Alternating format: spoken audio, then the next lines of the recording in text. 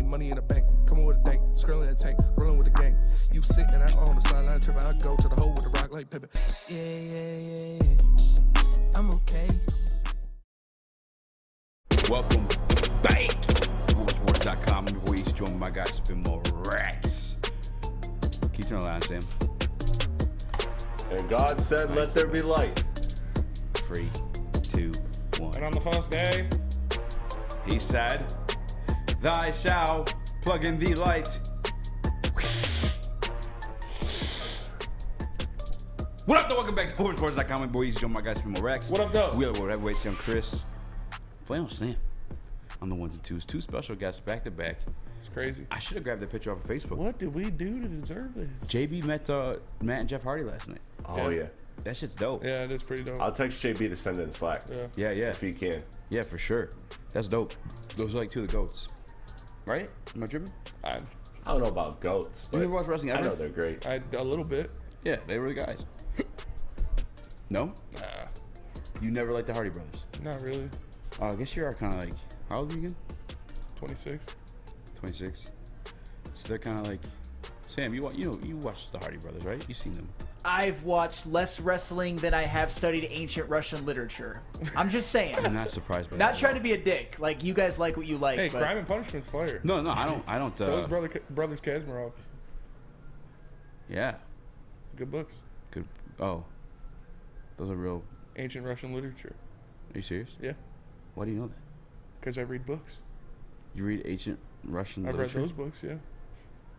That's the most random. I know you read books, but like that ancient Russian literature. It's not like ancient, but I mean, it's... What are they about? Go read them. No, you read them. Yeah, I You know. tell me. No, you got to read for yourself. Oh. When's the last time you read a book? In jail. What book? I read The Shining, Okay. and then I got the sequel, Doctor Feelgood. They're mostly like murder mysteries. I don't want to say like murder mysteries, but Yeah. they're about murders, basically. No, The book was way better than the movie. Yeah.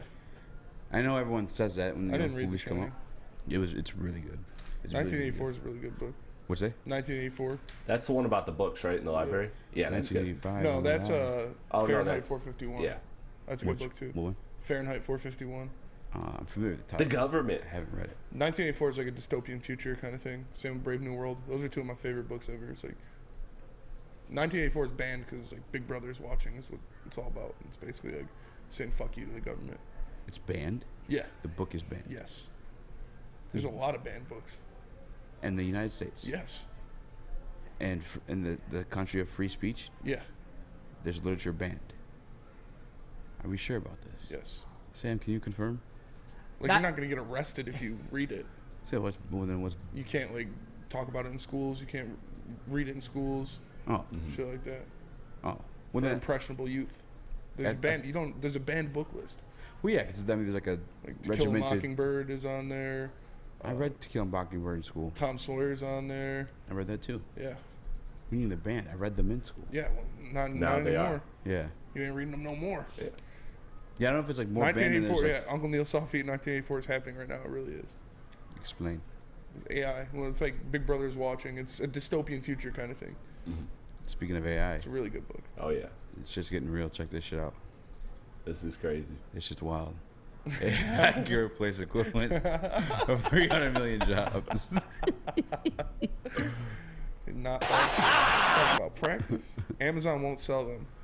Uncle Neil Saw Feet says. I don't believe that. Amazon sells like drug Everything. business tools. Yeah. Amazon's crazy.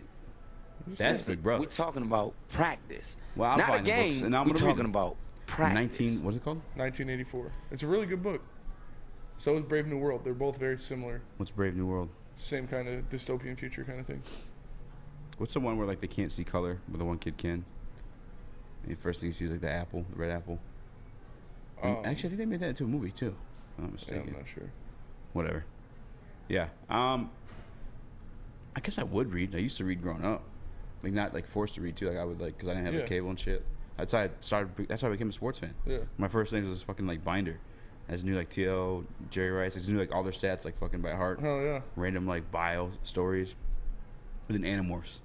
Animorphs is my shit. Animorphs is dope. Yeah, Morse was fucking sick. I used to read Michigan American Chillers a lot. Oh, when yeah. I was really Those young. two, yeah.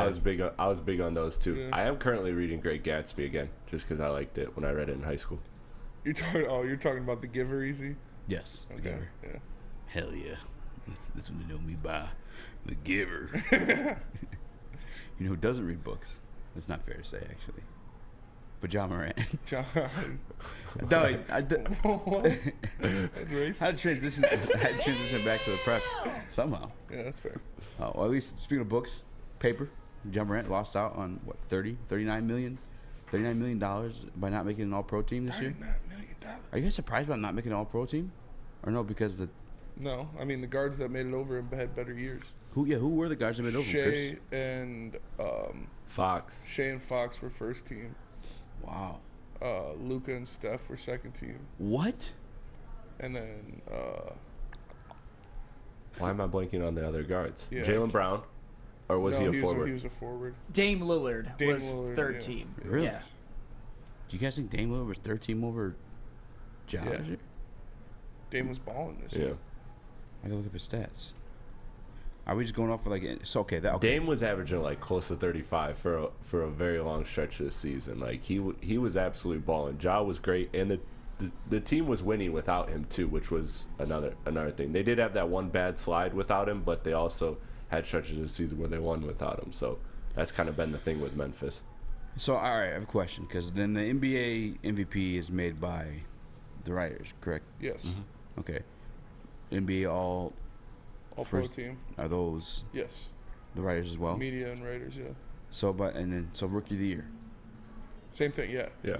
So the credentials of It's being AP. rookie of the year. They're all AP, which is Associated Press. For sure. But the credentials of winning like rookie of the year we've seen is fall in line with like narrative and winning games. How the fuck does Damian Lillard make a I don't know, man. All-Pro I team? don't know, Well, man. there's also a narrative of Ja with the gun and everything too. So there's all sorts of narratives. There's good and bad narratives. However, these writers want to shape them, and I think that's a big thing too. Is just like they felt weird putting him on because of what happened in Memphis this season, which I don't know. I don't get, but that is really weird. All third team, the point guard for the all NBA third team was De'Aaron Fox. Yeah.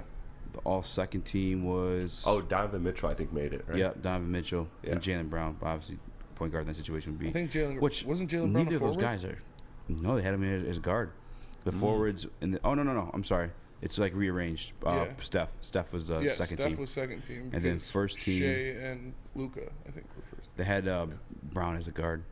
But why is it all out of sorts every time you refresh it? Luca. They had Brown as a guard on second team, Yeah, shooting guard. so is Steph and Brown. Steph and Brown. And then on the first team, it's Luca and Shea. Yeah. So no Dame. Which makes sense now. But I guess Luca, Shea, that's fair. Let me go back to second team. Steph, Brown, that's also fair. Third team. Oh my God. Yeah, Damian did make the third team. He did or didn't? He did. It's Dame and who? Donovan? It's Dame in 2023. Dame and De'Aaron. Or De'Aaron, yeah. So Dame averaged 32, 4 and 7. Or 7 and 4, however you want to look at that one. Let me check out Ja's. Ja averaged 26, 5 and 8. So actually, but then again though, if we're going off the narrative like winning games. Yeah, Memphis was a 2 seed. Yeah. Yeah. You know? Well, I have no issue with like if that's like your credentials for rookie of the year, you know, the winning and the narrative along with it. I need it to be consistent across the board. Because if that's the situation, Damian Lillard should be nowhere near the fucking all-third team, and Jaden Ivey should be everywhere close to rookie of the year. Not the rookie of the year, obviously. That belongs to Paulo Banchero. But still, what are we doing? That shit's wild. Because I sided with them. Because I was like, all right, 2 years in a row of like consistency there. I'll accept it now. You know what happened to Cade? I was pissed off. Yeah. Immediately pissed off. Year 2, it happens again, but at least there's like consistency with it. But now I move over to the. Nah, I don't know. What do you think, Sam? Some BS there? I would have found a way to get Ja on the third team. Honestly, I think it should be a little bit positionless. I would have put Ja Morant on the third team over Julius Randle and DeMontis Sabonis. Obviously, They're doing positionless next year. and that's That's pretty dope. like you said, Ja averaged 26, 6, and 8 on fairly good efficiently, at least from the floor, on a team that was the 2 seed. You got to put Ja in there over Julius Randle and DeMontis Sabonis. But to be fair, there's a lot of good guards. I don't know if I'd put him in over guys like Steph or Fox or Luka and guys like that. So if they're gonna do it positional, maybe he's the one that gets left out. I don't like it though. I mean, and granted, this doesn't have like the defensive stats, the piece that I'm looking at, but with De'Aaron Fox, 25, 4, and 6. Ja, as I said before, 26, 5, and 8. It's like, what are we doing here? But I kind of feel bad for him. Also, don't. I don't care. That does not make sense. Is this surprising to anybody? I mean, I was surprised. I thought it was fucking kind of goofy. Sneaking him in there. I'm kind of surprised by Dame, although as great as he was, I just thought they were going to put somebody like Donovan Mitchell in, especially with how high people were on Cleveland, like at the end of the season. I know it looks bad because they flamed out in the first round against New York, but at the end of the season, people were saying, okay, Cleveland versus Milwaukee might be more interesting in, of a round 2 matchup than we think. So there was a lot of buzz about Donovan Mitchell, and he took that team to another level in the regular season. So I was kind of shocked that he didn't find his way on an All-NBA team. But like I said, there's a lot of good guards in the league. Donovan Mitchell was second team All-NBA. Oh, I thought you said he wasn't. I thought Jaylen Brown and Steph Curry were the guards for 2. No, Steph Curry and Donovan Mitchell are 2. SGA and Luka are first. And Damian Lillard and De'Aaron Fox are third team. Okay, The so second team. Wait, I'm looking. Shams tweeted it. This is Shams tweet. First team All-NBA. SGA, Luka, Embiid, Tatum, Giannis. Second team, Steph, Mitchell, Jimmy Butler, Jokic, Jaylen Brown. Third team, Dame Lillard, De'Aaron Fox, LeBron, Julius Randle, Sabonis. Yeah, that took us a while to figure out. I knew Jaylen Brown made it as a forward. Oh, on here he's there as a guard. I have Steph Curry, point guard, Jimmy Butler, small forward, Jokic, center, which is wild that he's on second team. Donovan Mitchell, shooting guard, Jaylen Brown, shooting guard. Yeah, well. This is according to ESPN. Oh. Well, they do 2 guards, 2 forwards, and a center. So I don't know how they'd have 3 guards. Yeah, it's weird. Because even in that scenario, maybe it's positionless now. No, it's positionless next year. Yeah. If it was positionless now, How do you feel about that? by the way? Jokic should be first team if it was positionless now. It going positionless. I like it because Jokic should be a first team All-NBA player. What are you gonna say, Chris? I mean, I like the way it's documented throughout history, though. Yeah, that's what it is with me. Is the history part of it is like I'm all for some changes, but there were times in the '90s where the 2 best players in the league were centers, and at that time, there was one on first team, one on second team. It is what it is. I would rather, the thing I want to propose is doing another just one All-NBA team after the playoffs, because there's just such a divide between the playoffs and the regular season now. Like I want to reward the playoff performers more than these regular seasons, because we see a lot of these regular season awards, and they always age poorly. Like there's that MVP that goes out in the first round, like Dirk did the one player year, of the year, or Rudy Gobert. DPOY, and like he's a liability to his team. Like if there's going to be this strong of a divide between regular season and playoffs, like let's reflect it in the awards. And I think they're starting to do that with the Western Conference, Eastern Conference MVP, but keep pushing in that direction. Yeah, I agree. I think they should do that for sure. Because like regular season, it's almost like, I won't say unwatchable, because obviously there's a big matchups and a little bit of rivalries here and there. But it's the amount of going through the motions. Yes, exactly. With the amount of games guys are sitting out, it makes it like, well, what is appetizing about this? You know what I'm saying? Like, these guys don't give a shit to be out here right now. Yeah. But we got plenty of, oh my God, we talked 0 Detroit Lions in that first 14 minutes. Mm-hmm. Kind of healthy for us, though, I feel like. Oh, I'm happy about it. I see one of these segments. It's got me mad. It's got you mad? Yeah. All right, I want to hear about when we come back, but not before Spain tells us about Lady John's. I will, because you can walk into Lady Jane's for an award-winning haircut experience and automatically enter for your chance to win not 1, but 2 vehicles of your choice, courtesy of Les Stanford Buick GMC of Ferndale. That's right, 2 cars, 1 for you and 1 for your wife, girlfriend, or best bud. Lady Jane's open 7 days a week. Walk in anytime. It's wicked awesome.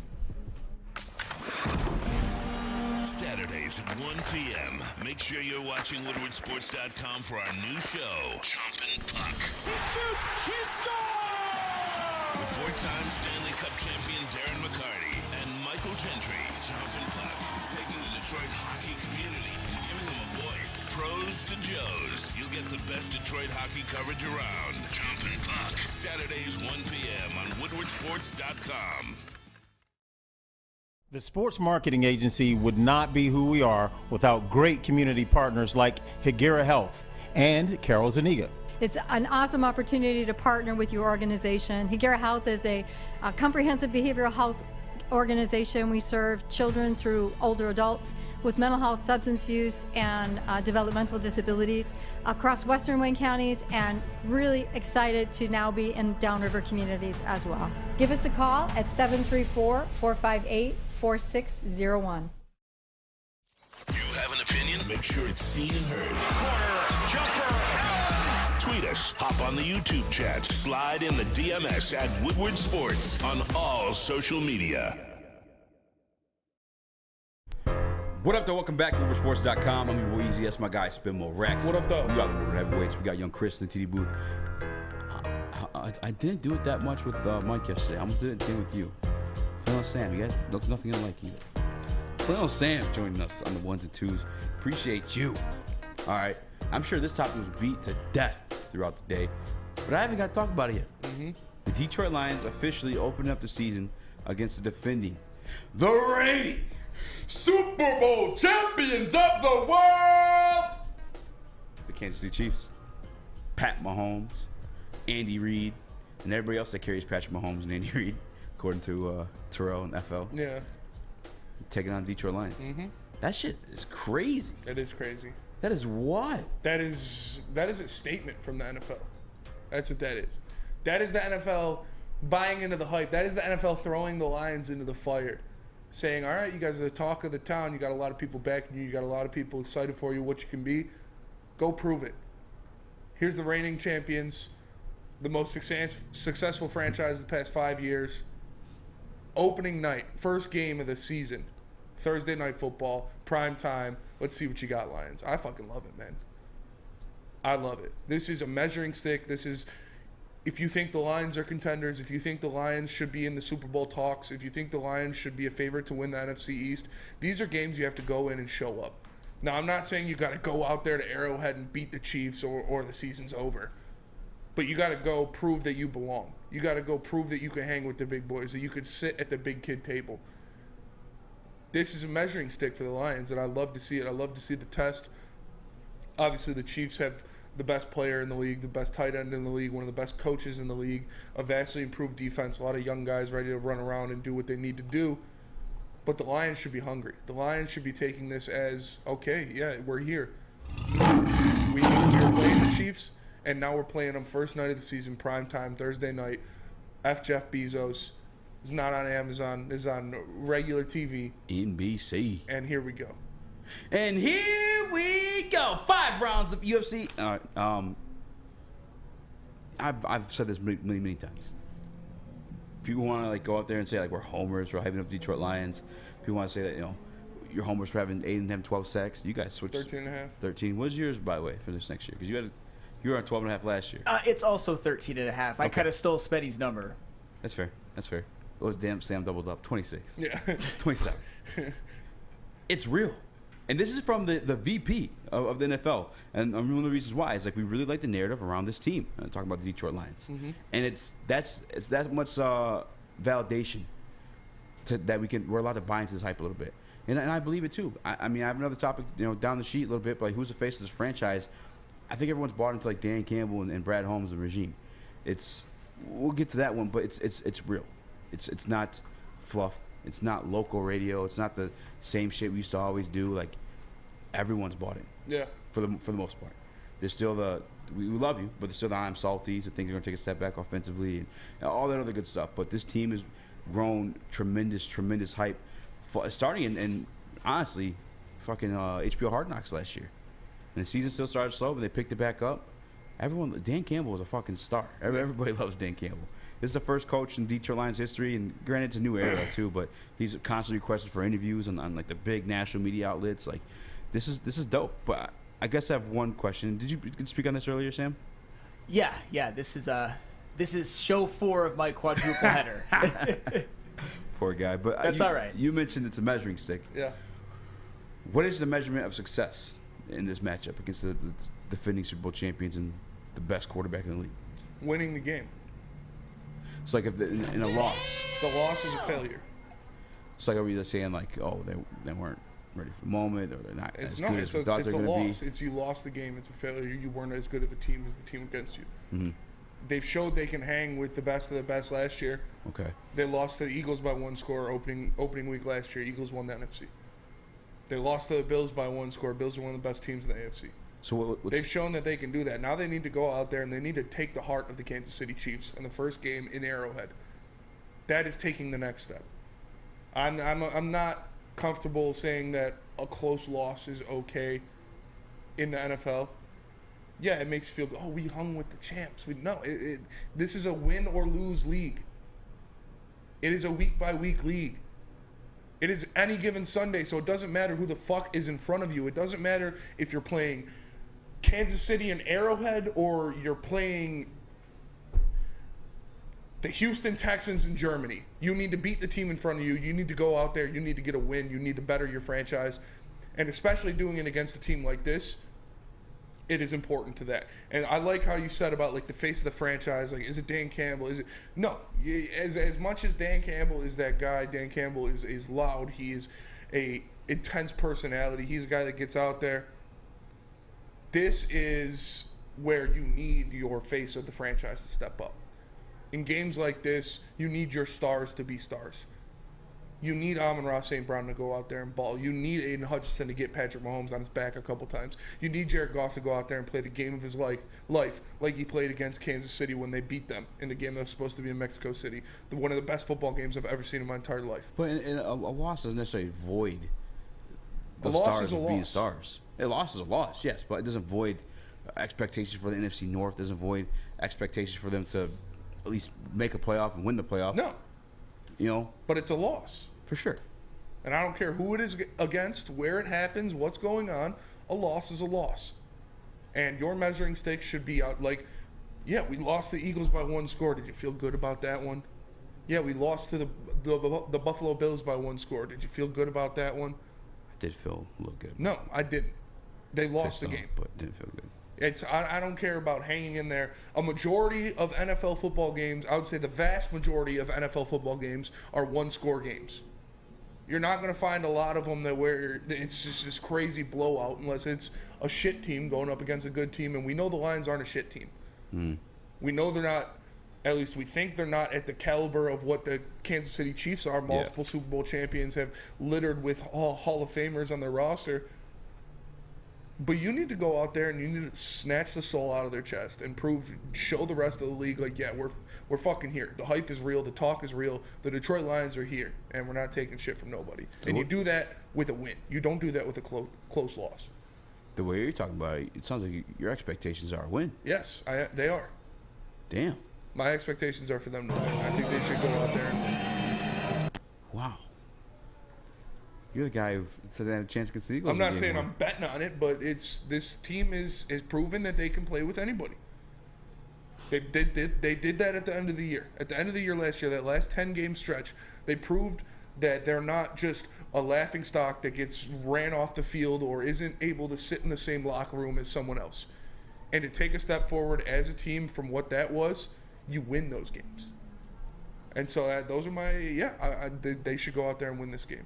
Well, Sam, should that be the expectation of the Detroit Lions in Week 1, home opener against the defending, reigning Super Bowl champions on a night game? You see, I'm a little bit more... The loudest stadium in the NFL? Here's the thing, Spetty. I love your spirit. I love what Neil Rule had to say earlier on Big D Energy. And I get that it's a win and loss league, and that's what they're going to be measured by ultimately. But these are...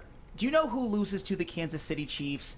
Everybody loses to the Kansas City Chiefs, especially at Arrowhead. Did you know that Patrick Mahomes' home playoff record at Arrowhead is 9-2, and that's the playoffs? So to me, if you go into Arrowhead and have a good showing, and you lose, it's not the end of the world. It's not anything that should be looked at as this massive failure. Nobody is expecting the Lions to go 17-0. So to me, it wouldn't be that big of a deal if they lost. My thing is they just don't get blown out. I get it, the whole angle of trying to send a message to the rest of the league and to the NFL and all of its fans, but that is a big ask to go into Arrowhead, one of the toughest places to play in the NFL when the Chiefs are bad. And now the Chiefs are coming off of the greatest 5-year stretch in franchise history where they had 5 AFC Championship appearances, 2 Super Bowl wins, and another Super Bowl appearance. That is one of the toughest road games to start a season in NFL history. So it's a big ask, man. That's all I have to say. If they win, phenomenal. If they lose, I'm not going to lose too much faith. Oh, no, I'm not going to lose any faith. I'm not going to be like, oh, they lost to the Chiefs. It's over. Pack it in. Trade everybody. They're not doing. No, that's not what it is. But you win games. You have to win games. Your expectation should be to win games. This isn't the Lions of old, to where it's like, oh, yeah, they're just going to fold under pressure against the big guys. They can't do anything. One loss does not make me jump off the bandwagon of them winning the NFC. Or the NFC North, excuse me. And one win does not make me dive in and say they're going to be Super Bowl champions. But every week, your expectation should be to beat the team across from you. You play to win the game. You are in those waters. If you think you should be in the same conversation of a San Francisco and a Philadelphia when it comes to the NFC, you should have the expectations of going into Arrowhead and winning. I feel like as a team, yes, the expectations, but like from my standpoint, I don't know if I'm expecting them to win this one. I mean, this is the reigning, defending Super Bowl champions of the world. And we're the Detroit Lions. We're the Detroit Lions, yes. But like you said, you're not going to bet on it. No. I mean, I'm going to throw something on it. Don't get me wrong. Because I do have, I mean, we'll extend this topic a little bit. Are we getting another easy opening week lock? You getting another easy opening not a lock. week? Not a lock. But I can see a path and route in which they can do it. Yeah. But the odds are very much against them. I don't think that discredits them from becoming, NFC North champions or, playoff contenders or anything like that. But I'm saying the expectation in the locker room, yes, absolutely to win. But expectations like outside, I can't put that on. I'm like, yeah, you were supposed to win that when you fucking blew it. I can't. Yeah, no. Not in this situation. Chris, you want to say something? Those aren't the expectations I have either. What's what you said? If they lose the game, I'm not going to be like, oh, fuck, what are they doing? They lost to the Chiefs? What the fuck is that? Like, no, I'd be upset, yes, because it's a loss. But I'm not jumping off the bandwagon because of a loss. We have a $20 super chat that I want to get to. Shout out to Dwayne Wright. Just throwing 20? I don't even see I don't know if it's his birthday or... Happy birthday, Dwayne Wright. If it's your birthday. I see the balloons and the one. Shout out to Dwayne Wright. He thinks the Lions are going to beat the Chiefs. Shout out. When we get back, we continue this conversation, but not before you tell us about Guardian Alarm. I will, because Guardian Alarm offers you customized solutions from real experts.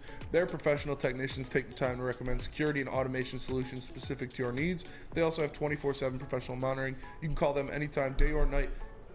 And know a Guardian Alarm team member will stay on the phone as long as needed. And of course, they have technology backed by people. Your safety and security is their technology has been proven to work, and people who have been proven to care. So call them at 1-800-STAY OUT. That's 1-800-STAY OUT. And let them know Woodward Sports sent you. Woodward Avenue, the first paved road in America. Woodward Sports, the first sports network born in Detroit and made for Detroit. It's a great day to get some Centron in your life. Okay. There it is. Centron, here we go. Gotta grab the cranberry. Oh wait, it's 2 for $4. Gotta double up with the classic as well. Centron World, baby. Centron, available at select Krogers, and if you wanna know how, go to @CentronWorld.com. You can get dope like me. You know what? Why wait?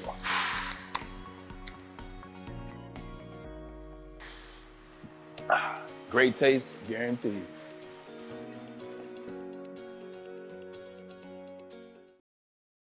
Since the dawn of moving people, Chevrolet has led the way.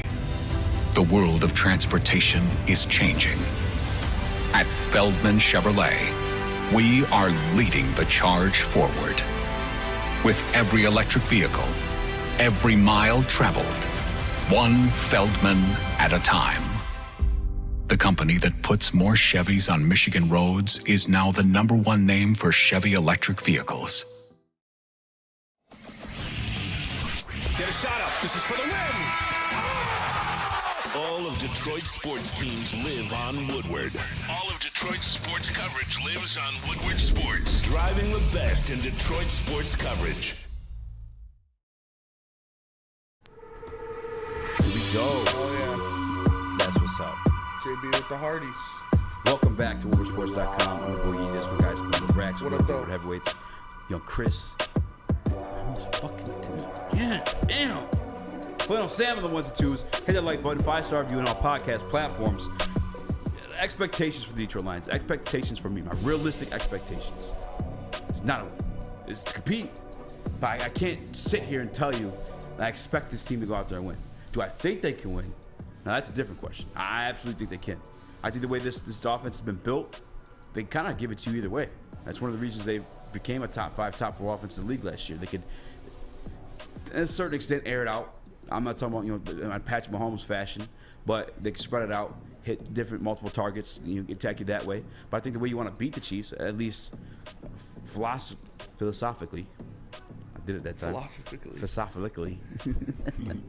Philosophically, I think they have the ability to take the air out of the ball, run the shit out of the football with both David Montgomery, maybe play like a bit of passing game, stay in bounds, run the clock. They have that ability to do so with this style of offense, almost like 49ers-esque, if I may. Yeah. Am I tripping? Dwayne Wright, again, in the Woodward Sports Shout out. Says villain era. I must give him my fucking cash. I'm ready to swim with sharks. He's go. right, man. It's the villain era. It's the hype. It's over. You're getting all the betting odds. This is what it is. You go out there and you play the Chiefs and you win. And I think that's kind of a cop-out. Is I expect them to compete. Do you expect them to win or do you expect them to lose? There is no difference. There is no. I don't expect competition. You expect competition every week. These are professionals playing football. They should compete every week. Do you expect them to win or do you expect them to lose? Or tie, because those are the only options. Yeah. No, I expect them to compete. I mean, the difference between competing and getting blown the fuck out. Yeah, a loss is a loss, so you expect them to lose. No, I don't. I expect them to compete. If against Kansas City Chiefs, what my expectation? Yeah, no, I don't expect them to win that game. Okay. Do you expect them to win that game? Yes. You don't expect them to win I that do. game. So you think they're going to win that game? Yeah. No, you don't. Yes, I do. You're full of cap right See, you're just gaslighting again. now. I'm not gaslighting. That literally is. That is the exact. Well, no, because you literally last segment just said you don't think they're going to win. I said I'm not going to put money on it. I expect them to win. Okay. Well, I don't bet. I'm just saying, like, pick a side right now. I expect I'm fucking them to lost. win. I expect them to go out there and win. Okay. Lay it on me. How they get it done? They're going to control the clock by running the ball with the great backfield they have, the offensive line. They're going to take out the best weapon on the Chiefs' defense, which is Chris Jones. By double teaming him with some of their great offensive linemen, they're going to move the ball up down the field, keep the ball out of Patrick Mahomes' hands, and win the game. Defensively, because we both gave offensive answers. Yeah. They're going to use this secondary, which we both said is a top 5 secondary in the NFL, to shut down the weaker wide receivers that the Chiefs have and get Patrick Mahomes on his back with the great pass rush that they have. Flynn, Sam, you have a philosophical. Give me the defense. We all know, philosophically, you take the air out of the ball for the offense, but defensively, do Detroit Lions have a chance? That's your guy, Patrick Mahomes. They do have a chance if they can get consistent pressure on him. And by extension, the secondary does their job. The secondary that is vastly improved from last season, which is littered with a good mix of veterans and young players. There is definitely a pathway to get this done, but it cannot get done under any circumstances unless there is a shit ton of pressure on Patrick Mahomes. That Aiden Hutchinson enters this season with his hair on fire and is just a beast from day one, and James Houston is a terror as well. That's the only way I could see it getting done. But then again, that's all of NFL football, right? The only way to stop Patrick Mahomes is to put him on his back a couple of times. Because if he has time to throw, he will kill you. Literally, he will kill you. Yo, relax. Yeah, like... Just saying, man. Yo, I'm not the most dangerous. Why? I keep trying to tell you. I'm not the threat. I felt that in my soul. Fucking A. Didn't mean for that time. Yeah. Big Jack Campbell tasked the fucking responsibility of guarding Travis Kelce. First game of not his responsibility, the burden of having to try to guard Travis Kelce. Well, that's another one too. If Travis Kelce is allowed to just get loose and get open on seemingly every play, the Chiefs are also screwed. To me, the Lions are also screwed. To me, no matter how much pressure that the Lions get on Patrick Mahomes and whatnot. And if Jack Campbell is tasked with helping guard Travis Kelce, I don't like it. I will put it on my life right now that Dan Campbell and Aaron Glenn aren't stupid enough to have a rookie cover Travis Kelce in one-on-one. I agree with you. That's fair. They're going to give him help from Chauncey Gardner-Johnson, Brian Branch, Tracy Walker, whoever it is. Yeah. That is one piece of this I do like, though, in terms of defense, is like GJ does have the experience going against the Kansas City Chiefs as recent as the fucking Super Bowl. Mm-hmm. And what was like 3 months from now? It's so crazy. It's so crazy that the Lions are that highly thought of, that they were chosen. They were handpicked. And they said there was passionate discussions about it, whether they should do it. Because here's another thing on the Kansas City Chiefs schedule. You have a Super Bowl rematch there. Every single matchup in the AFC West could have been there. Mm-hmm. There's so many games that could have made there that week one, crowning of the Kansas City Chiefs. Yeah, any of them. Are they trying to embarrass us? No. This is best TV. Best TV. The Lions are one of the best stories in the NFL this year, and they know Lions fans ride. Do you think the NFL thinks Lions win? I think they have a chance. Because why would they think they're going to compete? Why wouldn't you do the Super Bowl rematch? I feel like Eagles are boring. Eagles are not boring. Also, the Lions have the most bets in the NFL placed as far as their money line. So they're looking at the money. They're following the money. That's all these corporations are doing. And so they're looking at all the money being placed on the Lions, and they're like, okay, we may not think the Lions are good, or maybe they do, but at the end of the day, the people and the money believes in the Lions to some degree. So let's make this statement. He will literally kill you. D. Smitty, the Woodward Sports Chat, says Jack Campbell 2 interceptions. I don't know about 2 interceptions, but I can see world where interception happens for Jack Campbell. It doesn't necessarily mean it happens while he's guarding Travis Kelce. Mm-hmm. That's the only piece I don't know is going to happen there. But there is a little bit of questions there. You could probably answer this more than I, because you kind of follow the Chiefs, I'm assuming, because of Patrick Mahomes. What's the left tackle situation there? Because I know Orlando Brown has since left. They made a signing, but is it one you trust? Is it one that's respectable? Yeah, that guy, what was his name? Jawan Taylor from Jacksonville, I believe, is his name. Orlando Brown Jr., that's a big loss. But he's also not, to me, one of those all-pro level tackers in the realms of Tristan Wirfs or Trent Williams or anything like that. He's very, very good. It was a big loss. But I think that Jawan Taylor can at least be an approximation. I'm not super worried about that as of right now, given the fact that the Chiefs have all kinds of studs on their offensive line, like Creed Humphrey. I think they'll be fine. I'm thinking of it. Juwan Taylor's he's from the Jacksonville Jaguars. Yeah. Last time Juwan Taylor saw a little bit of Detroit Lions action, he got worked. It was a fucking ass whooping, a 40-point routing, if you will. I'm starting to like our chance a little bit more. And this is year 2 Aiden as well. Yeah. Aiden, by the way, too, another a trait of a guy that's going to be successful. And maybe I don't want to bring this one up, but I'll definitely knock on wood before. Fucking, I don't feel good about any of this. But all pretty much healthy all 17 games last year. You're the one that fucking gave us pick 9 in the NHL draft. I'd rather have pick 9 than what you just did. It happens. It's not gonna happen though. I was thinking about too. I was looking at I was doing a little bit of homework on the guy they just picked up too, Cedric Martin. I'm just kidding. I don't know his fucking name. Something Covington, the defensive tackle. Yeah. What's the first name? Why am I blinking here? Christian Covington. Yeah. Formerly played with the Texans. Formerly with J.J. Watt. Mm-hmm. And a little bit of familiarity. Maybe to aid him a little bit. Might aid help him. I don't know. Just familiar with that play style. I was curious of that. I heard Cam Sutton yesterday too said that Aiden's work ethic reminds him of another Watt brother, T.J. Watt. So I think the Lions can get it done. I can't put the expectation or money down on it. I mean, I'll put probably 5. Put a 5 spot on it, but I don't know about anything more than that. Chris? Yeah. D-Mac threw some on the money line. Did he? Wow. Plus 220, right? I believe so. Yeah, we got the money line right now. Look.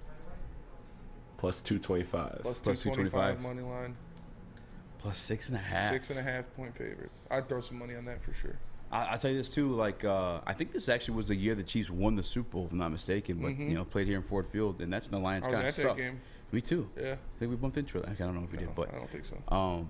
be crazy if we did. Yeah. No way we'd remember. We fight in the parking lot. Yeah, fought some fucking fat ass in the parking lot. Yeah, me too. Yeah, me too. When the Lions sucked, they played these guys tough. That's the shittier like coaching staff and all that stuff. Sam, you made a face. No. You made a face. It was at Ford Field. I get it though. I don't think there's any correlation to that. But I mean, I don't expect the Lions to win. I'll be honest, I don't. But it wouldn't. There is a pathway, and it wouldn't shock me. And if they do, I know we might talk about it later. I don't even want to think about that. That would be. We'll save that one. We'll save what it would be, what it would mean. Okay. I'm looking at the Chiefs 22-2 schedule too, and like one of the losses I see on here is from the Indianapolis Colts, which I think we all agree was quite fucking ass. Mm-hmm. Top 5 pick ass, and they lost to Bills are actually pretty good. You can't. I mean, football math doesn't equate like that too, but No, it's any given Sunday, man. Anything can happen. any given Thursday in this scenario. Any given Thursday. But I think they can do it. Damn, dude, they're good team. I'm looking at this The 22. Chiefs? Oh, yeah. I mean, we know that, but like, I'm looking for some like weaknesses. Like, yeah, they also lost to. All right, okay, they blew this team out, blew that team out. But it's doable. I really do believe it's doable. I think we have an advantage of our offensive line being better than their defensive line. Mm-hmm. Without Frank Clark, it's Chris Jones and the Chris Jonesettes. You have, I think our defensive line is better than their offensive line.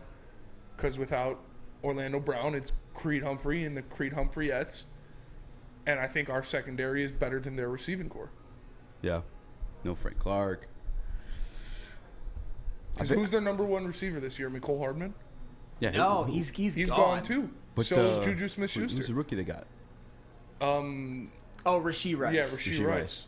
I did like him a little bit, but I doubt he's making an impact week 1. Yeah, I mean, unless it's Patrick I wouldn't be Mahomes. surprised, Yeah, it actually is Patrick Mahomes. Maybe he could make an impact. Yeah, but still. Yeah, who the fuck? I'll take Sam, Cam Sutton. If their number one receiver is a crazy. rookie, I'll take Cam Sutton over a rookie all day. I mean, they got Marquez Valdez-Scantling, Sky Moore. I mean, Sky Moore scored a touchdown in the Super Bowl. We got Kadarius Toney. Kadarius Toney. But he's not a wide receiver one. No. But El Capitano, the greatest of them all, Travis Kelce is still there, and he is still the greatest tight end to ever play NFL football. In his prime. I'm putting Jack Campbell and Tracy Walker head up on Travis Kelce every single obvious passing down, like Kelvin Johnson treatment, like two of them standing over him on the line. Yeah, maybe just one shading off, and then let him go like everybody else. Go ones. Kirby play center field. Well, when we get back, what it mean for the Detroit Lions franchise from the beat the Chiefs that opening night, and a little bit of the Thursday night action they got going on. A couple national games for Detroit Lions, and that's just not as bad as the Seahawks. That's just us peeking in. Seahawks got back-to-back Thursday games. That's not that bad though. They're playing 3 games in 12 days. But like you got 7 weeks. We'll talk about it. Tell us about 3 games in 12 days. That's not that bad. That's tough. That's not that bad. That's terrible, dude. What? 3 games in 12 days. How's it work that way? Because they play Thursday night, then they play Thursday night, so you got a whole and then 7... they play Sunday. Well, that's like just any normal Thursday night, though. But like the Thursday between Thursday, those are that's a 7-day rest. Well, they play Sunday, and then they have to go play Thursday. Okay. And then they play Thursday again. Yeah, but that Thursday, that's like Still that's like 3 ideal. games in 12 days. When you say it like that, it sounds bad. But when you given like the Thursday, like, it's not that bad. Can you tell us about Big Boy? I will, because Big Boy at Big Boy, Strawberry Fest is back. Try the classic breakfast items like strawberry hotcakes or mouth-watering red velvet waffle. If you're not feeling breakfast, try the strawberry bacon chicken wrap or cool off with the refreshing summer splash salad. And don't forget to grab dessert, including the berry delicious classic strawberry pie, deep fried vanilla Oreos, or strawberry hot fudge cake, and more at Big Boy. We don't like to brag that we are the toughest sports network in Detroit, but we do have a guy named Darren McCarty on our side. Lemieux and McCarty, who've had a good knockdown drag up. There they go, right on the whistle. They were talking to one another. Woodward Sports. Introducing the Planet Fitness Guide to getting that post-workout glow. Step 1. What's your why? More epic energy? Better sleep? Blow off steam? Step 2. Join Planet Fitness for just $10 a month and get moving in our clean and spacious clubs. Step 3. Bask in that post-workout glow. Join Planet Fitness today for just $10 a month. Join today at any of the 50-plus Detroit area locations.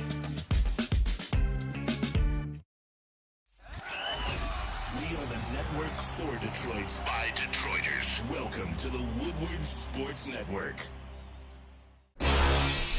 Welcome back to WoodwardSports.com. Boys, join my guy Spin What up, though? I'm going to take you to Blue Flannel Sam on the ones and twos, rocking along on our chairs. If you guys have it already, please make sure to be a friend, tell a friend, share the stream, drop your Detroit Lions predictions, week 1 against the KC Chiefs, like button, 5-star reviews on all podcast platforms. Now, in the prep, you asked, what would it mean for the Detroit Lions if they were to beat the Chiefs week 1? Mm-hmm. I just can't even. In Arrowhead. I'd love for it to happen, bro. It just sounds too fucking good to be true. This is like some shit I fucking. So you don't believe? I do believe in fairies. I do. I think they have a shot.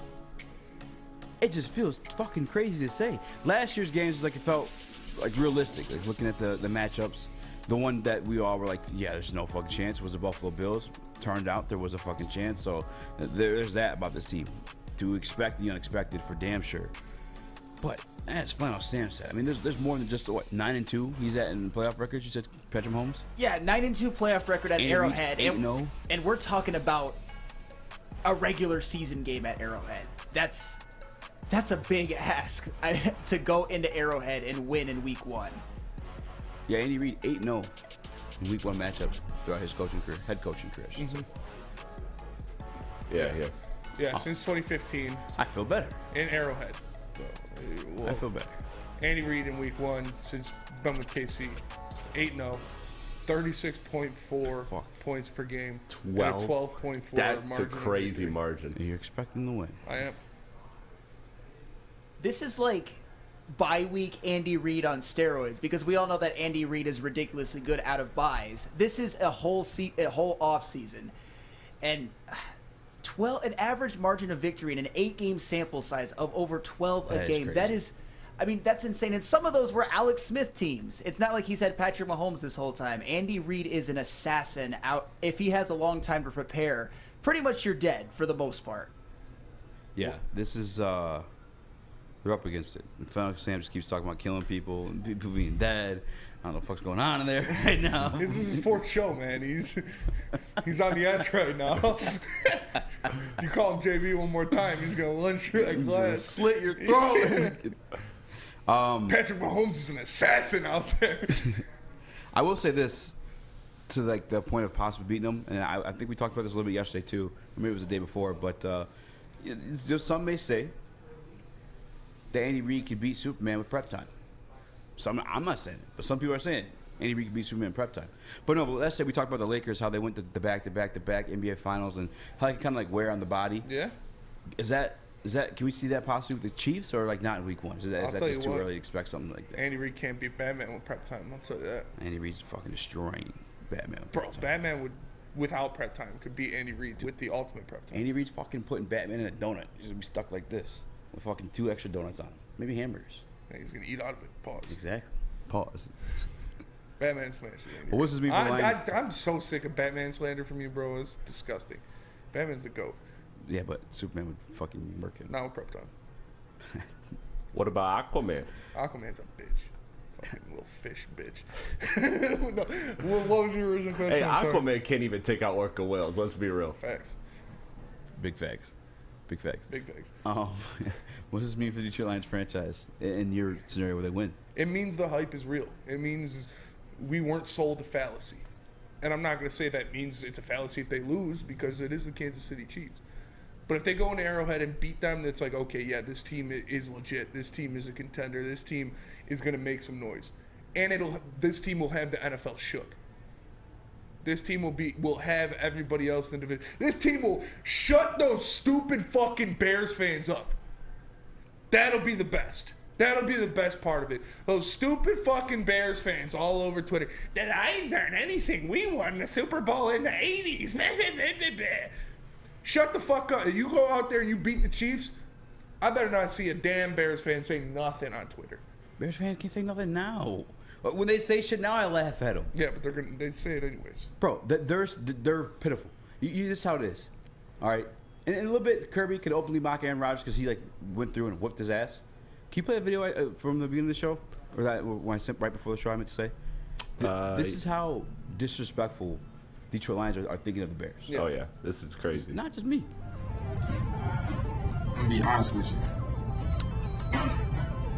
Real honest. Brutally honest. It's gonna be fun. It's distracting. It's electric. I'm gonna say this here. Come on now.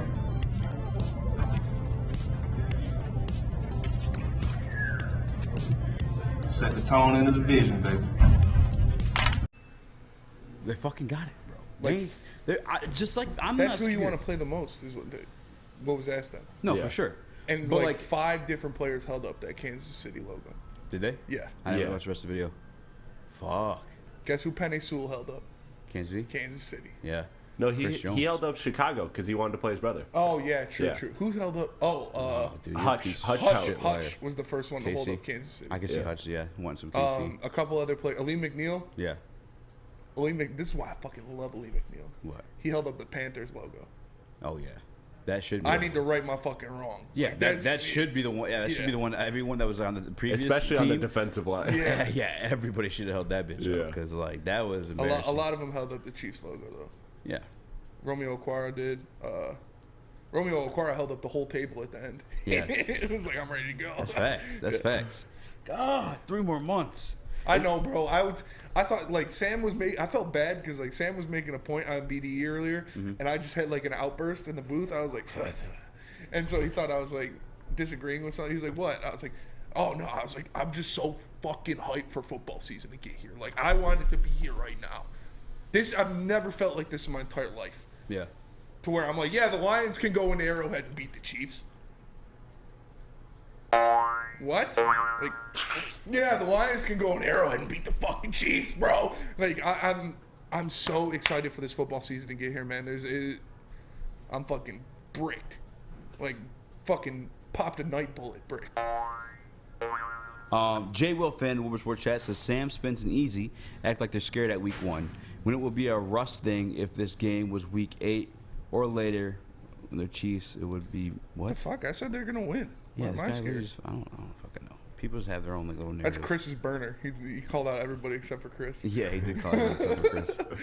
Except for that big head guy's kind of cute. Yeah, makes good points all the time. Yeah, that guy's great, phenomenal. I mean, them being in this game alone. I mean, I don't know. They put everybody on notice last year. Everybody on national media has been talking about them throughout the entire offseason.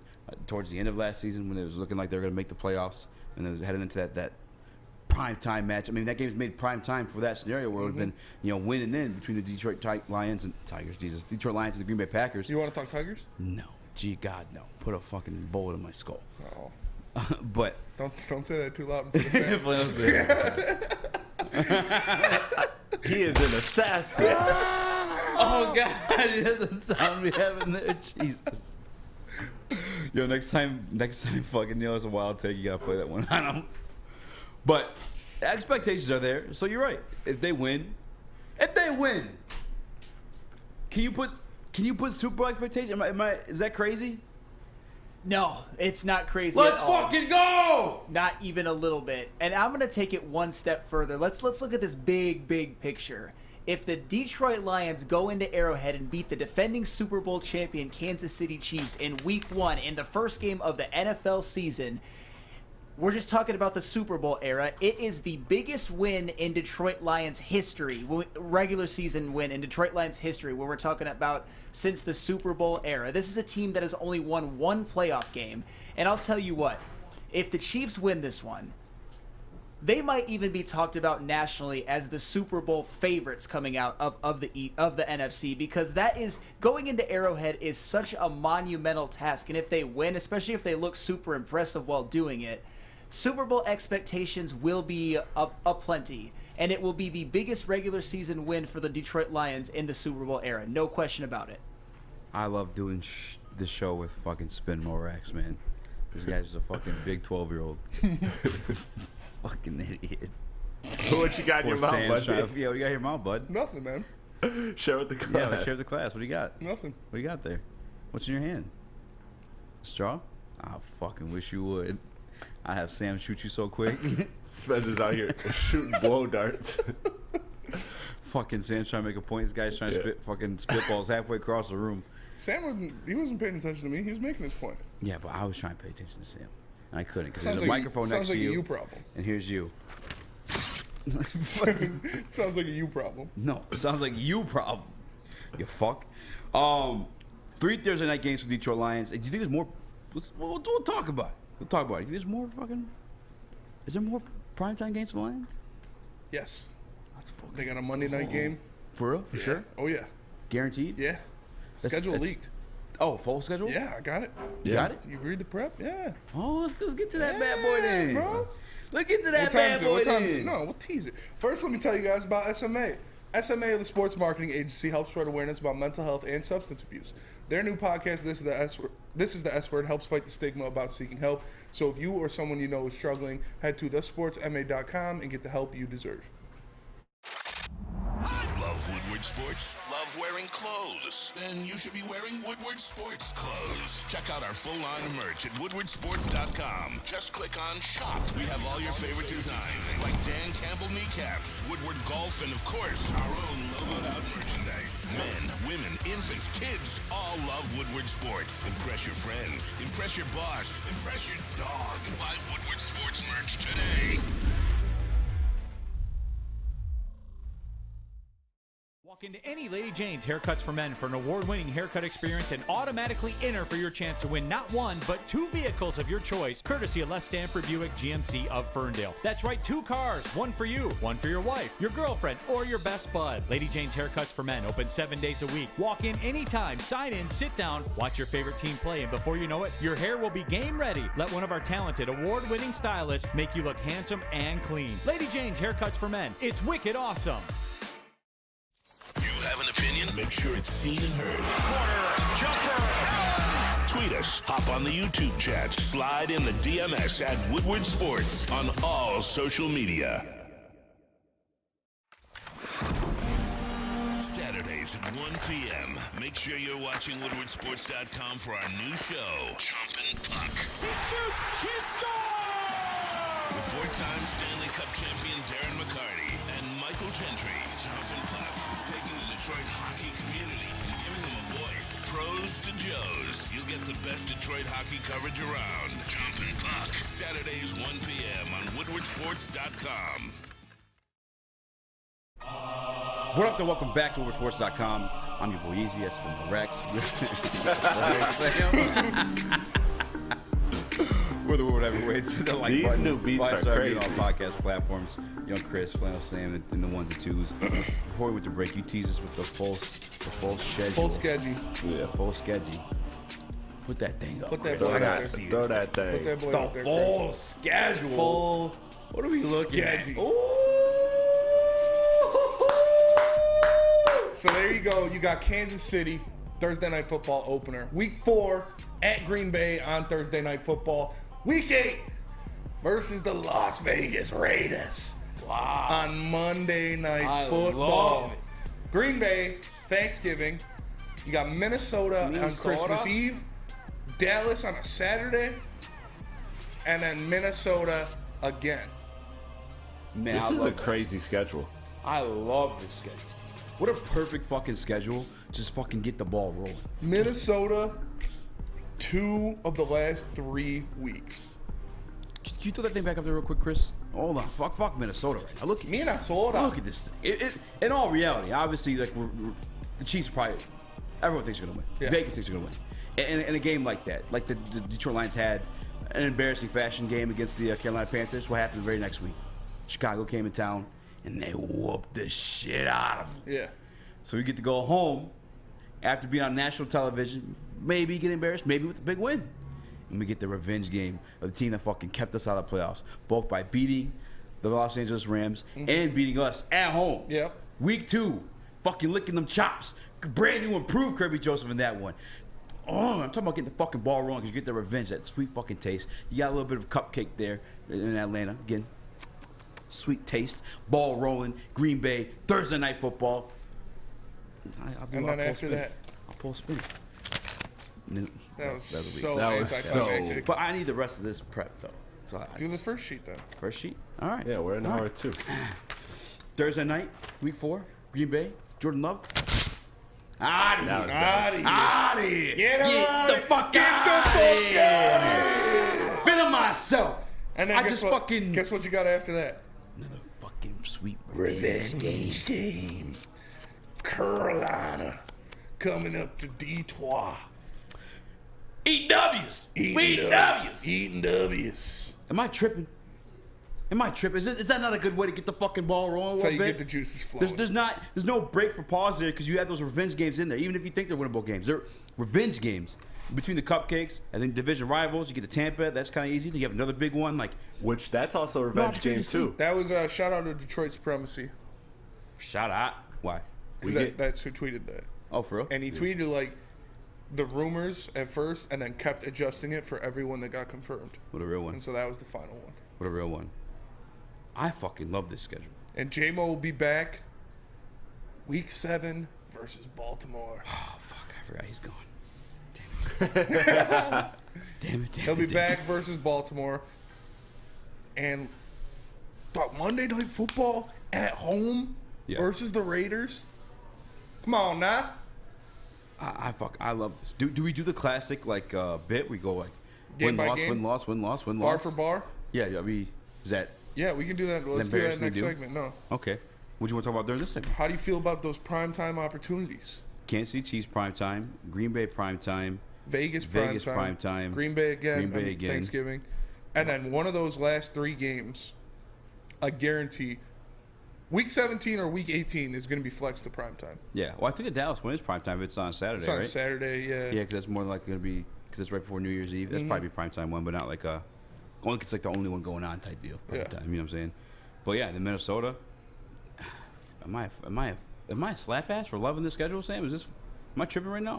I feel like I see a lot of dubs in this thing. No, you're not at all. One thing that you guys alluded to a little bit that I think is a really cool thing about the schedule is really quickly, right after you play at Kansas City, you are home to the Seattle Seahawks. And this isn't the same Detroit Lions team from last season. This is a completely new... This ain't your mama's This Detroit ain't your Lions. mama's... This isn't your older brother's Detroit Lions defense. This is a team with Aiden Hutchinson having gotten past all those rookie growing pains, with James Houston out there, with Kirby Joseph having gotten past his rookie growing pains, with Emmanuel Mosley, with Cam Sutton, with C.J. Gardner-Johnson.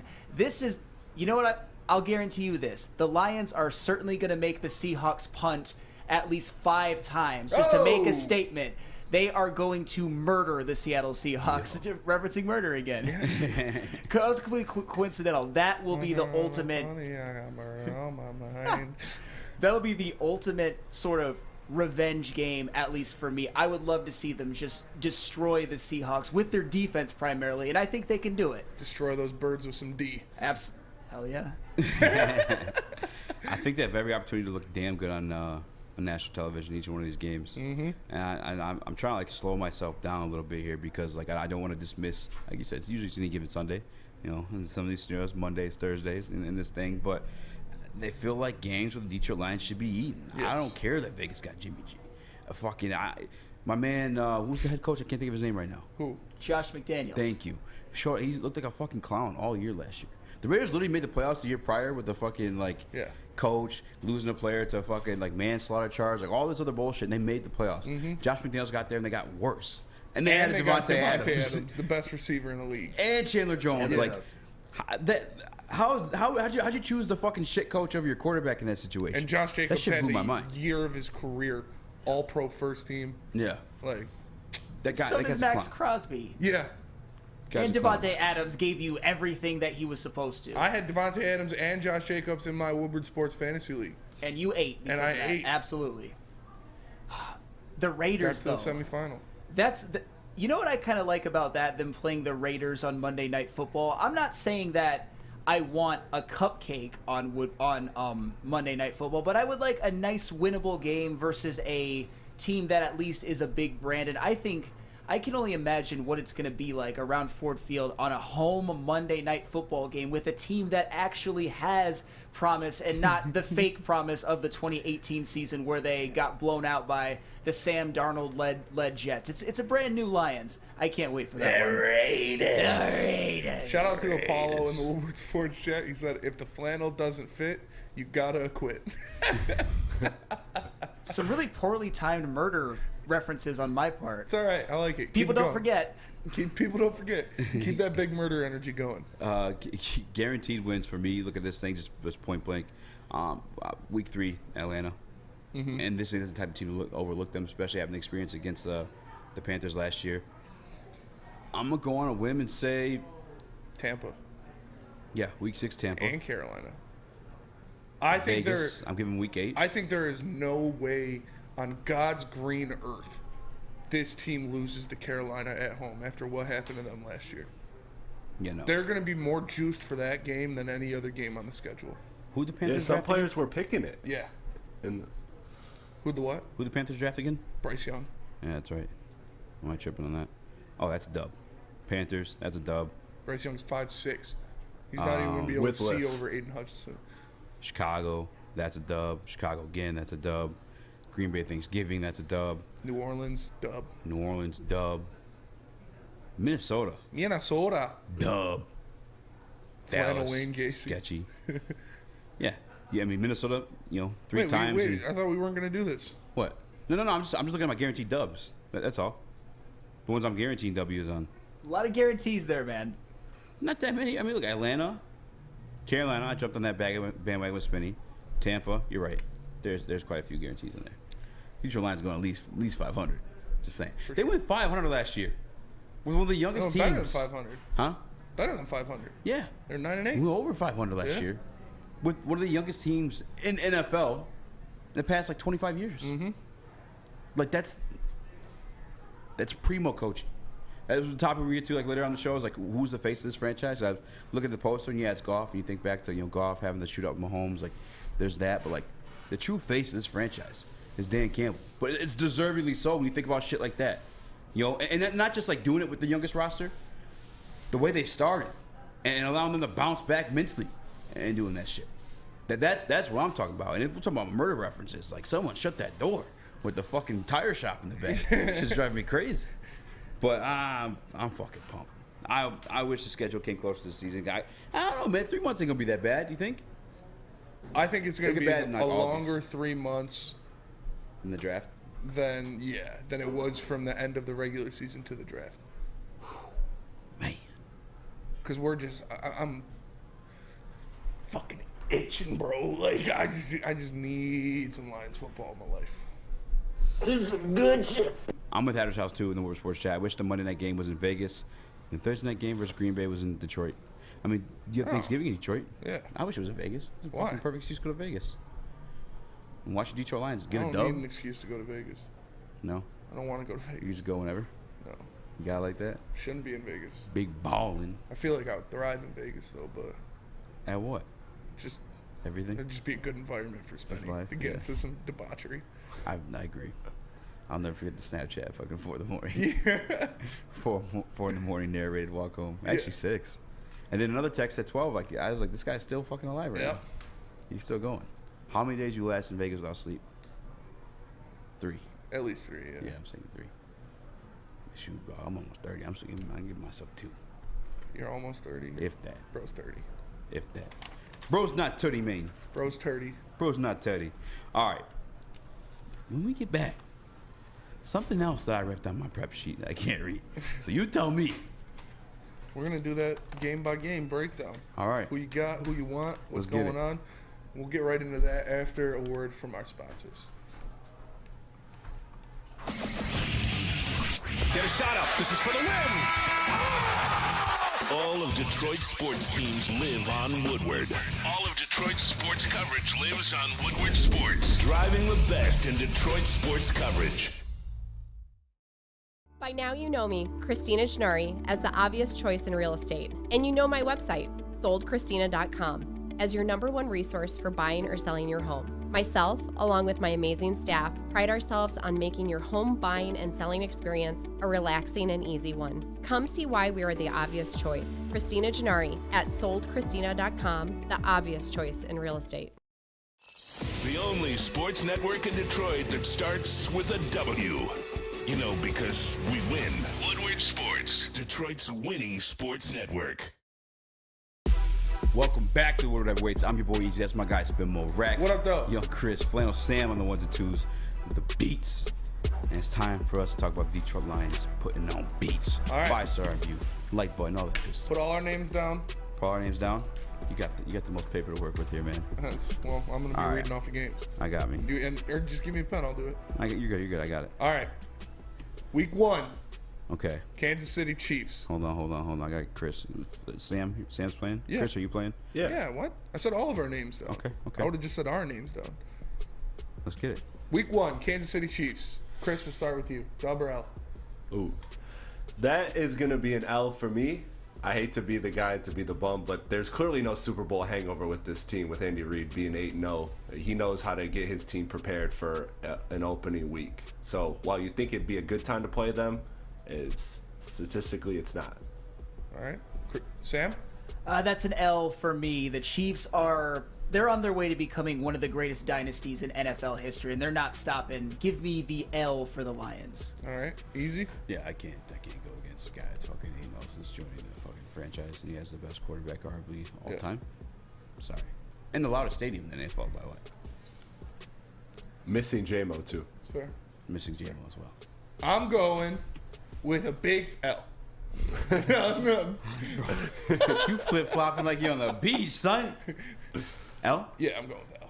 What happened to all the fucking... You should expect it. That Oh, my God. I can't stand From you, a bro. player standpoint, from going in that game, going to war. That was just a kneel. You should expect That was it. a hard kneel, yeah, for sure. Why you always lying? This fucking guy. Analytically, yeah, no. I'll take the L. Okay. All right, week 2. Seattle Seahawks in Detroit. Chris. Dub. Easy dub. All right. Sam Flannel? That is a dub. That is the ultimate revenge game from last year. The defense shows up this time. W. Easy? I can't call this an easy dub. The Seattle Seahawks were way better than we expected last year. They had a damn good draft. Just the way we're expecting our young team to take a step forward in progression. All the great pieces that performed for them last year probably going to take a step in progression too. On top of them having another good draft this year. Yeah. Fucking, Tariq Woolen looked damn good. They got Jalen Hyatt, didn't they? Or they got a receiver. JSN. Tariq Woolen. Fuck. JSN. DK Metcalf. He added fucking my guy, number 4 overall, or number 5 overall. Devon Witherspoon. Devon Witherspoon. Yeah. Which we've come to find out after the draft, a lot of teams were high on him as like a generational guy, which I don't think none of us thought that going in. We had a debate still between Gonzalez and him. But ultimately, at the end of the day, I think we have the home field advantage. I think we have the rotten taste in our mouth knowing that they beat us here last year and took away the playoffs. Yeah. Detroit Lions get done at home against Seattle Seahawks. I agree. I'm going to dub over Seattle. I think Geno Smith kind of regresses back to the mean. The meme? The mean. Oh. Mean. Yeah. Regresses to the mean. Mid. I think Devin Witherspoon gets fucking torched. I think he gets torched. Whoever's on him is lighting him up. I got it, like you said. Yeah, they're not gonna let him lose that game. So give me a dub versus Seattle versus Atlanta. Chris at home, week 3. W. Shout out W. JID though. That's my boy. But sorry, W. I'm going to go with a W as well. W. You know what? Desmond Ridder sucks. But you know what? Here's how this will play out. He does. He absolutely does suck. I think that Bijan Robinson will have a great game, and the Lions will be sweating this out a little bit. They'll have trouble stopping Bijan, but they will ultimately prevail in the end in a closer game than we all thought. All right. I have a little bit of a feeling that I don't believe in taking it in the NFL. I think if it ever is a thing, it's more so from the front office, never the coaching staff, never the players on the field. The NFL's real. The Dolphins literally did it and then fired their coach because he didn't do it. No, they wanted him to do it. I mean, that's what I'm saying. It comes from the front office, but to the coaches and the players in the field, like at all levels of sport, outside of obviously NBA, there's tanking. But again, from the front office, NFL, none of the money's guaranteed.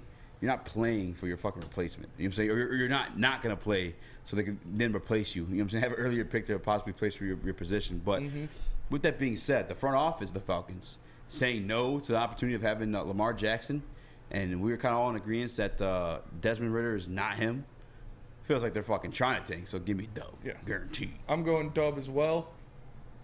I think Jeff Okudah gets sauced up. Ooh, I forgot about that. I think Jeff Okudah gets sauced up. I think they target him.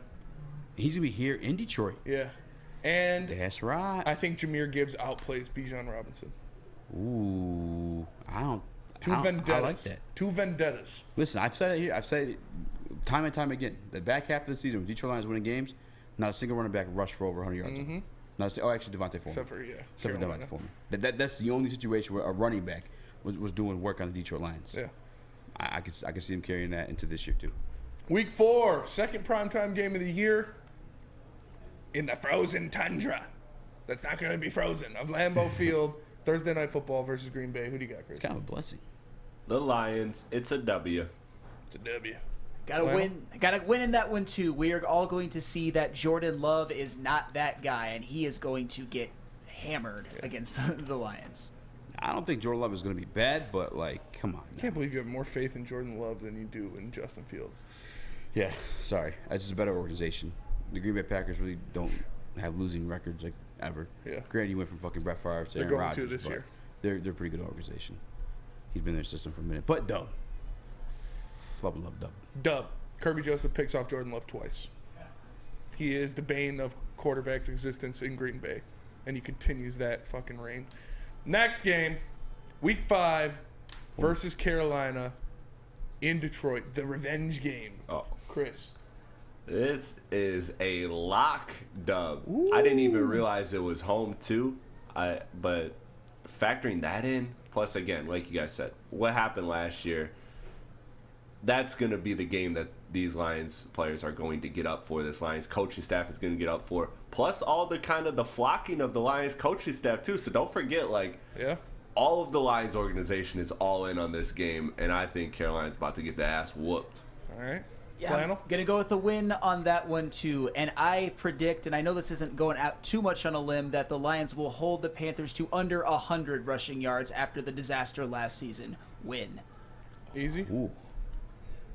Under 100, just total or just running backs? I mean, that's not super crazy, but it's a big improvement. Yeah, that's fair. W.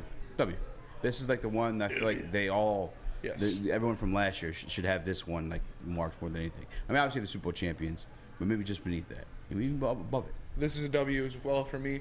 I think they hold the Panthers under double-digit points. I think the defense takes it personally. They get after them, and they just destroy that offense. I think Aleem McNeil has the game of his life. I think Aiden Hutchinson sacks Bryce Young 2.5 times. Damn! And the Lions win 32-7. Damn! Thank you for the multiple dams. Next up, going down to sunny Tampa Bay and taking on Baker Mayfield and the Bucks. Tampa Bay Cooks. Who do you got, Chris?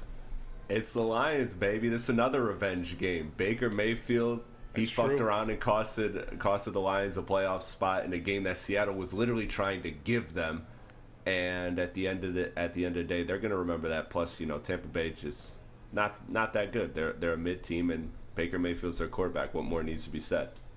All right, Flannel. The Lions win that game, and Aiden Hutchinson and James Houston sandwich Baker Mayfield and knock him out of the game.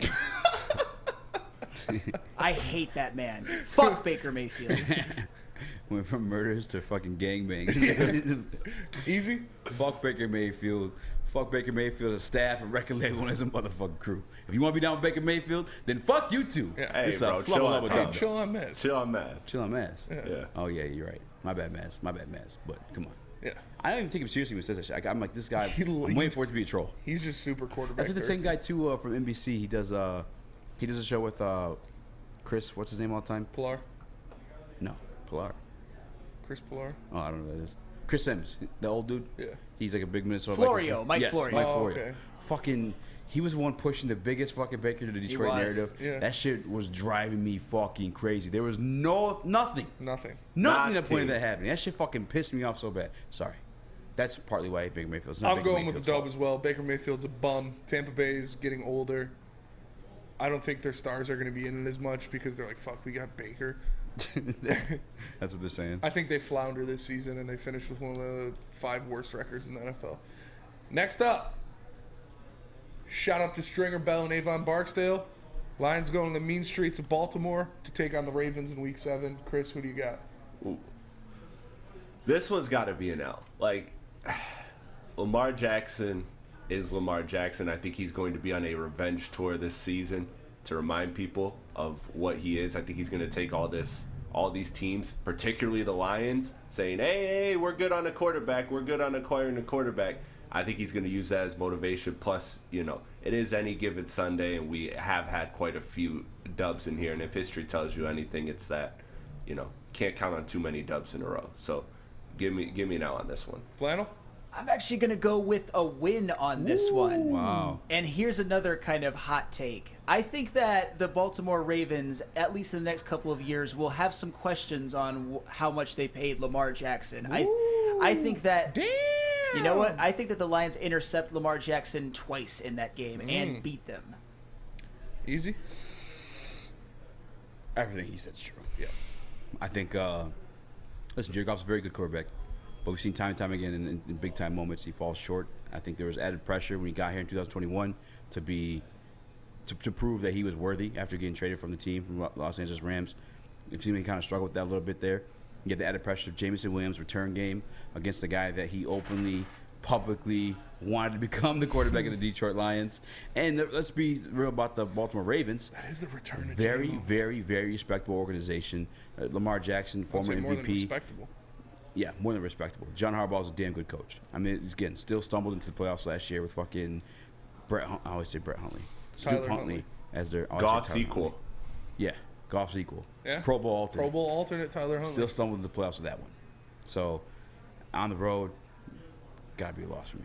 Yeah, I'm going to go with L as well. I think the Ravens are much improved. They've got one of the best linebackers, if not the best linebacker in the league. Lamar Jackson coming back, trying to show the city that, he got a payday for a reason. They got some weapons at wide receiver now. And John Harbaugh, you could make an argument that John Harbaugh is the best coach in the NFL. So I'm gonna go with the L for that one. Next up, Chrissy boy, Monday Night Football. Not at all. At home versus the Vegas Raiders. What do you got? Chris here, and I got the Lions. Why are you winning so that scared game. of Chrissy? And Chrissy boy, just I don't know. It just seems it's not my vibe. It's not what I'm. Pop calling man smells meat. That was. Come sit on my lap, Chrissy boy. Smell my stinky meat. Well, first of all, he was extremely German, and that was my dad's. Chris, so come sit on my lap and smell my stinky meat. Hey, that was probably more like it. You'd Smell have my to ask my stinky dad. Nick and boobs. No, what was that? Wait, what? That was German. That was not German. That was not German. Nick and boobs. Come on my lap!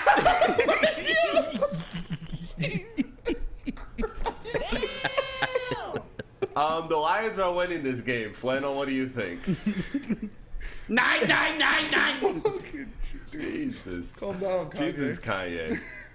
The Lions win this game, and when the game is going on, it will be the loudest Ford Field has ever been, because at this point, it will be a 7-1 team, I believe, at least in my estimation. Win. All right. What did Chris Pure Easy. I missed what Chris said. He said a W. Yeah. Pure Easy. W. Monday Night Football versus the Las Vegas Raiders. I think the Lions win! That was a lot better than your first attempt. You say Nick and poop in a German accent. Why did you say nincompoop? It sounds pretty German.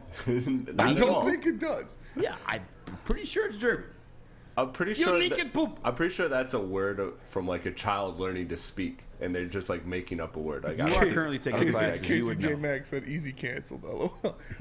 I'm taking a W. I'm not afraid of Jimmy G, and he's going to be pretty tired because he's going to be getting all that free sex from that brothel that he was offered. Oh, so, yeah. You got to Weak think about legs. that. He's going to have also withdrawals from his brothel sex because he's going to be in Detroit. So, yeah, give me the W over the Raiders. Next up, bye week. Who do you got? After that, week 10. Good job. At the Chargers. Oh, it's going to be a good one. Chrissy boy? This one, I think, is an L. I think Justin Herbert's going to outdo a Goff. I think that organization's a mess. This very well could be a dub, but I think this will be an L. All right, Flannel? I'm going to go with an L on this one, too. I think the secondary for the Lions will have either their first or second worst day of the season, and Justin Herbert lights them up. L. Easy? Damn, Alex Mara works quick. You threw it in there? Yeah, his fucking profile picture. My man, I don't even know how to change my YouTube picture. Oh, what a goat. That shit's been stuck on my thing for a minute. I'm going with the blonde hair, blue eyed guy, Justin Herbert. I'm just kidding. How do you beat that? He's just building the fifth top Reich. tier human. No, I think Justin Herbert's gonna have a leap. I think last year he's got a little something in his craw. What's the word? I think that is it. Yeah, he's got something in his craw. Stuck in his craw from last year. Yeah. I think that whole There's a organization snake in my boot. on the road. If they keep There's a Keenan snake Allen, in my the butt. amount of weapons that you're giving a quarterback like that defense is still like phenomenally stacked. They got a Bosa, they have a Mac, they have fucking Derwin James. Yeah. Well, the lineage, what the fuck is the cornerback they have? Asante Samuel. Asante Samuel Jr. He's a beast too. Mm-hmm. This is a good team. And J.C. Jackson. You didn't even name their best corner. Yeah, that's true too. He got hurt the last year. If I'm not mistaken. Wait, Asante Samuel Jr. is in the NFL? Yeah, and he's that's so dope. And he's a dog. He intercepted Trevor Lawrence like 3 times in one game. He's real good. That's really so good. dope. I remember playing as Asante Samuel in Madden. That was like one of the best pickups. I'm going with Al on this one too. The Chargers are really good. I think Justin Herbert Al? has a Al. Big old Al. I'm going with Al on this one. I'm going with an L on this one. Justin Herbert, I think, is having an MVP season. He's dude, Uncle Neil Softfeet as your sus one is his profile picture, and Alex Merrill as you. I think I hate Uncle Neil's feet worse than the other one for sure. But yeah, this is going to be an L. I think Justin Herbert is just primed to have an insane season, and they stop there. Week 11. Hold on, I think we got to go to break at some point. Yeah, we do. Oh, we got to go to break? All right, we'll do the second half of the season after break. But first, let me tell you guys about Planet Fitness, because the high school Here we summer go. Tell pass us about it. is back at Planet Fitness. Planet Fitness is thrilled to allow high schoolers ages 14 to 19 in the United States and Canada to work out for free all summer long from May 15th through August 31st. Plus, they're giving away $200,000 to high schools and students. Teens ages of 14 to 19 who register for the high school summer pass can help win a scholarship for their school and participate in a TikTok video contest for a chance to win an academic scholarship. Visit the landing page for more information and legal disclosures. It's pfsummerpasscontest.com. Planet Fitness will award 5 $10,000 scholarships to 5 teens nationwide who will be selected via a TikTok video submission contest. To enter, teens are asked to post a TikTok video tagging Planet Fitness using the hashtags #contest and hashtag HSSP23US. That is not the name of Elon Musk's child. That is the hashtag you have to use. That describes their high school summer pass experience. The contest submission period runs through August 31st. Dear Troy Weaver. Make sure you do it now. Get into Planet Fitness today. It's where your fitness is essential. Saturdays at 1 p.m. Make sure you're watching WoodwardSports.com for our new show, Chompin' Puck. He shoots, he scores!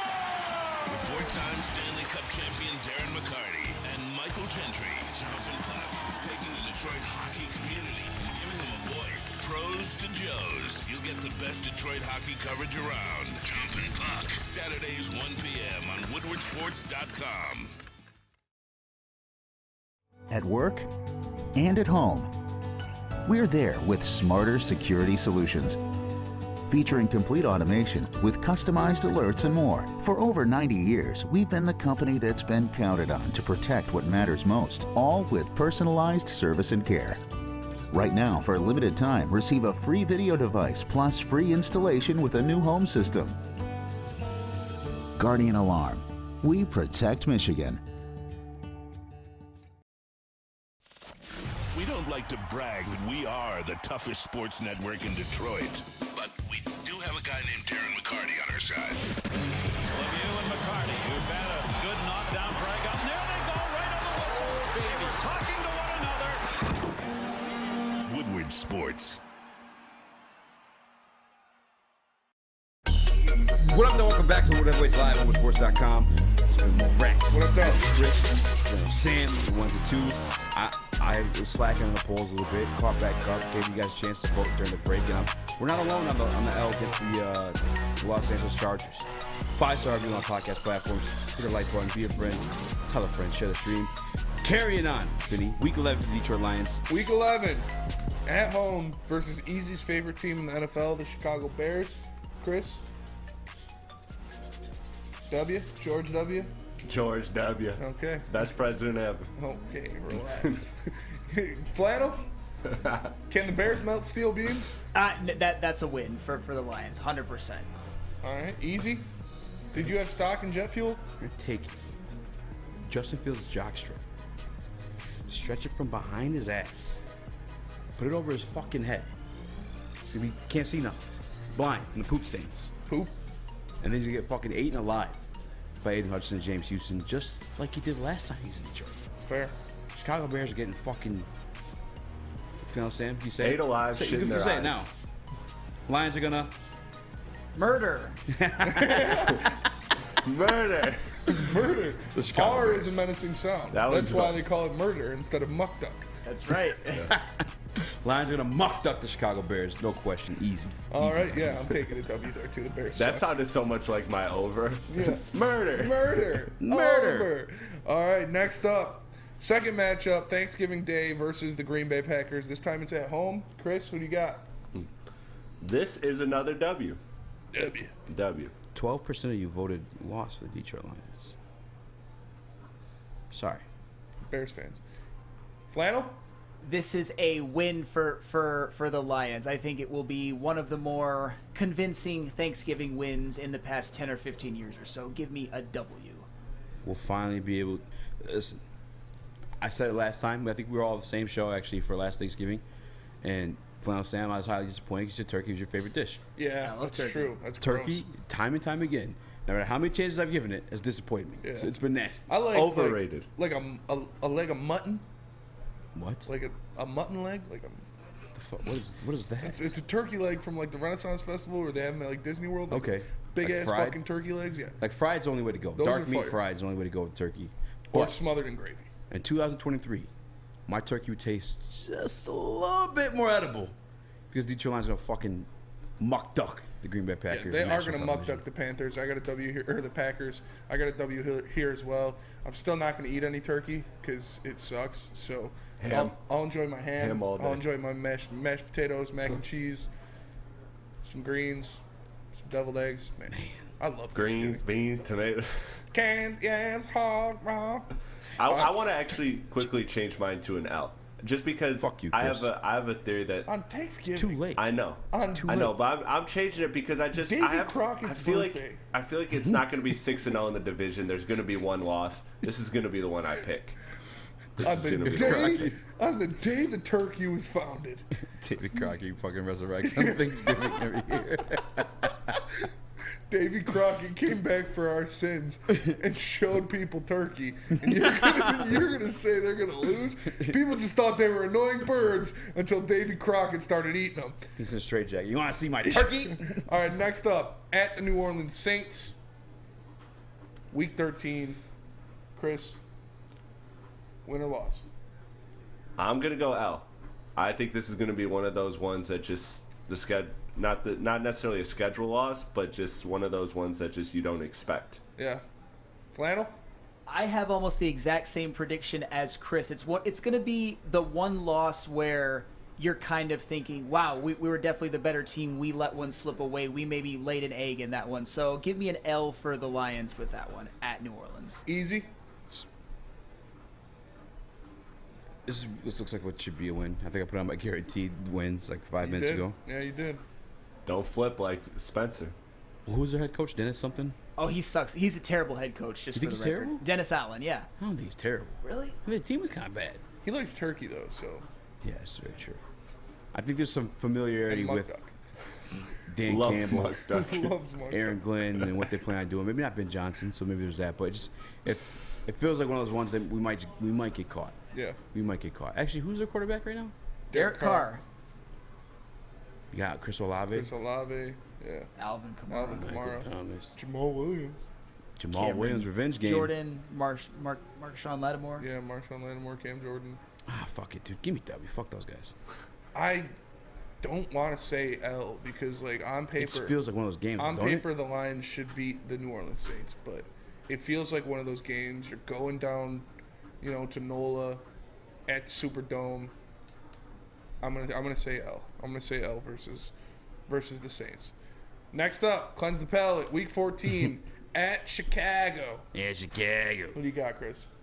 This is going to be a blowout dub, especially if it's following that L like with New Orleans like I picked. Like, that's going to be one of those games where obviously the Bears suck, and then on top of that, you just lost a game that you definitely should have won. They're going to light the Bears on fire that game. It's going to be a smoke show.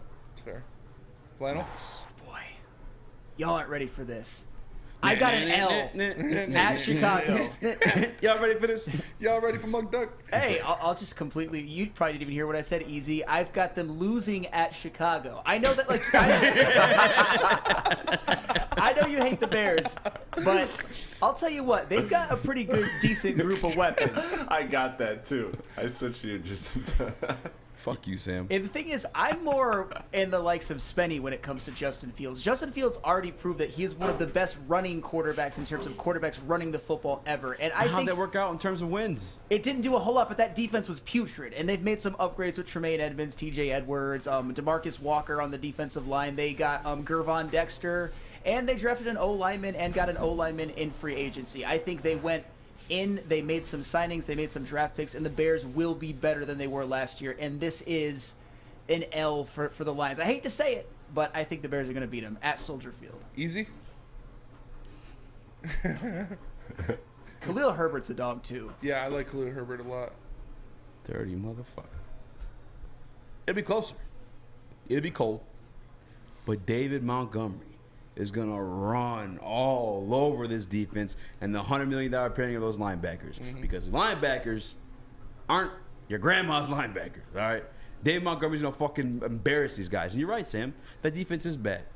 All they fucking had was 2 linebackers. I mean, DeMarcus Walker is a 7-sack defensive lineman. Gervon Dexter, I mean, I get it. They didn't do. Romeo Okwara is a 10-sack defensive They lineman. didn't do they probably didn't do enough to address their defensive line. I get it. I think the Bears are going to win some shootouts this year. DJ Moore, Darnell Mooney, Chase Claypool, and Cole Kmet. That is a damn good group of weapons for Justin Fields to throw to, or at least underrated. And Khalil Herbert in the backfield. I think he averaged 5.7 yards per carry last year. I think the Bears will have a semi-dynamic offense. They do still have cap space too. I agree. This guy, Justin Fields, threw an interception to Aiden Hutchinson. And then we just added the guy who led the league in interceptions and didn't even play all 17 games. Yeah. CJG is going to fucking embarrass this man. I think they get a dub over the Bears in this game as well. But I'm with Sam on some of his points. Like, they could have a pretty good offense, but their defense is still not great. And their secondary, I like their safety tandem of Eddie Jackson and Jaquan Brisker. Yeah, that's them too. But their corners are not great. So give me the Lions. Give me the Lions. Next up, Week 15, Broncos country. Let's ride. The Lions take on the Denver Broncos in Ford Field. Who do you got, Chris? I got this as an L. Russell Wilson revenge tour. No, I'm playing. I'm playing. I wouldn't be mad. No, I got this as a W. I think that the Lions are just better than the Broncos straight up. I think the Broncos weren't as bad as they were last year. I think they are going to be a little better, but at the end of the day, I do think the Lions are a much better, much more complete team. So Sam I'm going with Flannel? them. I have a win for the Lions in this one. Although I do think that Russell Wilson will have a little bit of a bounce-back season. I think the Lions will get this one, especially coming off of 2 consecutive losses. I will take a Lions win on this one. With that said, mate, the Denver Broncos, you got Dan Campbell's, what do you call it? Not predecessor. What is that? No. His mentor. His mentor. Oh, Sean Payton. Sean Payton was considered a great head coach in New Orleans. He did a little bit more with a busted roster after the retirement of Drew Brees, and a lot of people expected. And this roster defensively, I'm talking about in terms of like the Denver Broncos, they're fucking good. There's a really, really good defensive roster. Mm-hmm. I think it's gonna be a close game, but Lions just edged out. I agree. I'm going with a W. I hate Russell Wilson, so I pray on his downfall at all times. We got 3 more games. We'll get back to them after this word from Swiss Insurance. Swiss Insurance is where you need to go if you need to be insured for your family, your business, whatever you need protected. Swiss Insurance has got your back. Contact my guy Mark. That's Mark at SwissINS.com. Send him your 2024 mock drafts. Send him your win-loss prediction for the Detroit Lions. It's Mark at SwissINS.com. So Woodward Heavyweights. We'll be right back. Woodward Avenue, the first paved road in America. Woodward Sports, the first sports network born in Detroit and made for Detroit. Big Boy Strawberry Fest has officially arrived, and we're here to show you the very best flavors of the season. Satisfy your sweet tooth with our deep-fried vanilla Oreos, strawberry hot fudge cake, and a slice of our classic strawberry pie. But that's not all. Cool off on a refreshing summer splash salad, or savor the flavors of our chicken Caesar wrap and strawberry bacon chicken wrap. And for breakfast lovers, don't miss out on our strawberry hotcakes or our mouth-watering red velvet waffle. Strawberry Fest is something for everyone. Celebrate the sweet season with us at Big Boy. Get a shot up. This is for the win. All of Detroit's sports teams live on Woodward. All of Detroit's sports coverage lives on Woodward Sports. Driving the best in Detroit sports coverage. Welcome back to Woodward Heavyweights live on WoodSports.com. I'm Eazy. This guy spin more Rex. Hello. We are the Woodward Heavyweights. Young Chris, Flannel Sam, like button, 5-star view on all podcast platforms. We did the Cardinal Sin, but I think people were rocking with us for most of it, and I'm happy to be doing the votes too. Currently, the Denver Broncos are 90% win. It feels Cardinal Sin. This is a Cardinal Sin. no, but well, I guess Neil poked fun at it. Yeah. Classic, win loss, but that's what everyone does. You inherently do it as soon as you see the schedule. Yes. In your mind, even if you're not documenting it, when this is what everybody does. Join the party. It'd be funny though if this schedule isn't legit. Yeah. Well, I mean, they're the teams. They're we're the playing. teams. Yeah. These are the teams are 1,000% legit. Yeah. All right. Next up, Week 16 Christmas Eve game at Minnesota. Chris, who do you got? It's gonna be cold. It's gonna be May. And the Lions are going to be the Grinch for the Minnesota Vikings and steal their Christmas and get a dub. All right, Flannel. This one I'm kind of wrestling back and forth on. I am probably going to go with the win on this one. I think the Vikings were one of the most fraudulent teams in NFL history last year, and they lost Patrick Peterson, and they lost Eric Kendricks, and they're probably going to lose Dalvin Cook. Their luck is going to run out at some point. Give me the Lions. All right. Easy? I felt supremely confident that the Minnesota Vikings were going to kind of stink it up this year, which I'm still in belief of. I don't think they'd be great this year, but Jordan Addison, I think he's going to find his footing alongside Justin Jefferson. They are on the road. There was the miracle in Minnesota once before we all witnessed. I think they're going to just win an ugly one. And we'd be a little bit surprised by what their offense is going to bring. Not blowout or anything like that, but just squeak one by. I'm going W. W over the Minnesota Vikings. I just think, like you said, they're falling apart. Their defense is in shambles. They're really old. And I think some of their players are going to be broken down by then, if not traded off. So give me a W on the Vikings. Next up, Week 17 at Dallas. New Year's Eve. Chris, who do you got? This is my last loss of the season for the Lions. This one is going to be an L just because I feel like at Dallas is an equivalent team.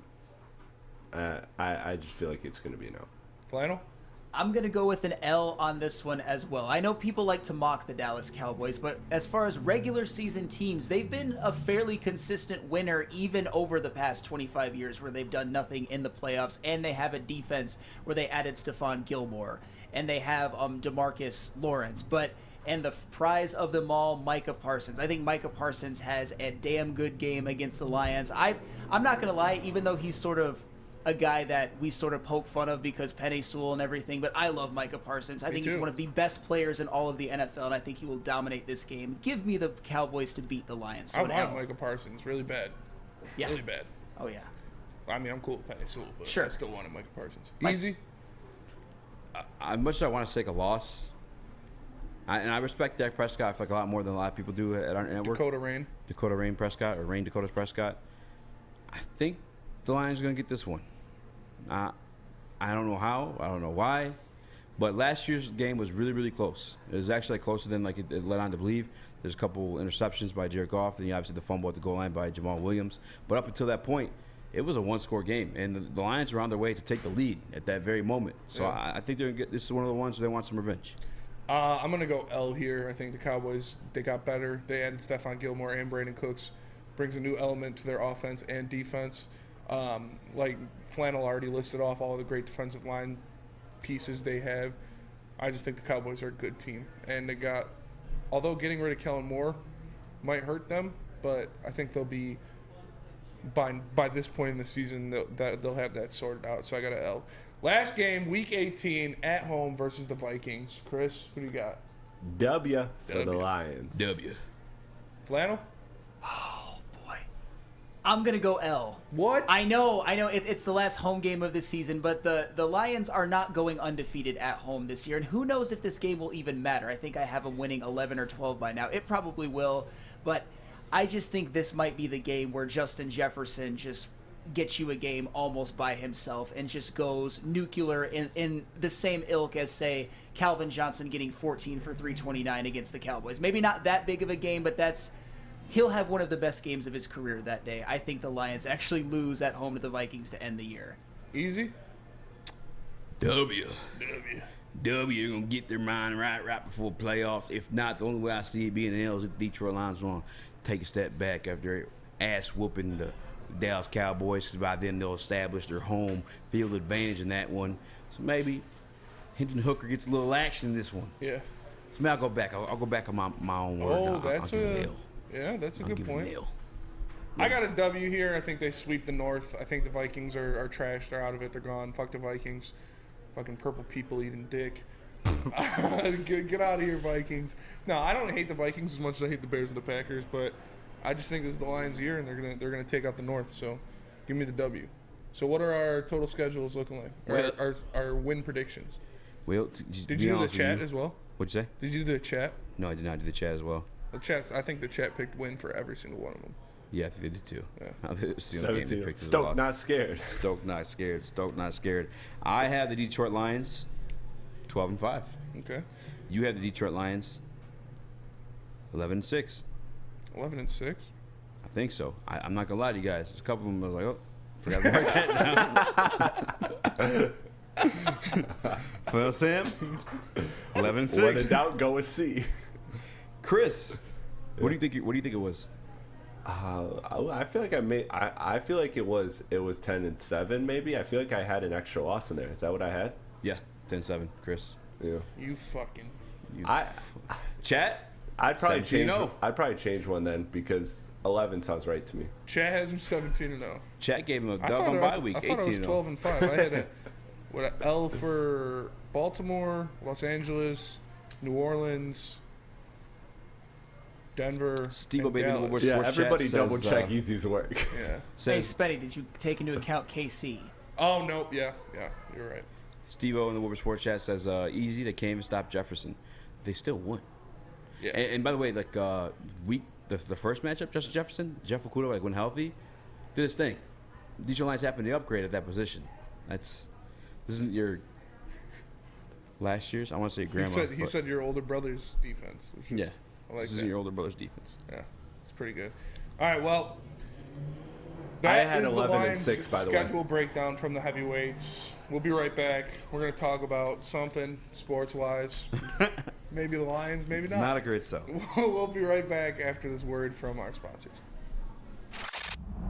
Love Woodward Sports? Love wearing clothes? Then you should be wearing Woodward Sports clothes. Check out our full line of merch at woodwardsports.com. Just click on shop. We have all your favorite designs, like Dan Campbell kneecaps, Woodward golf, and of course, our own logoed out merchandise. Men, women, infants, kids, all love Woodward Sports. Impress your friends. Impress your boss. Impress your dog. Buy Woodward Sports merch today.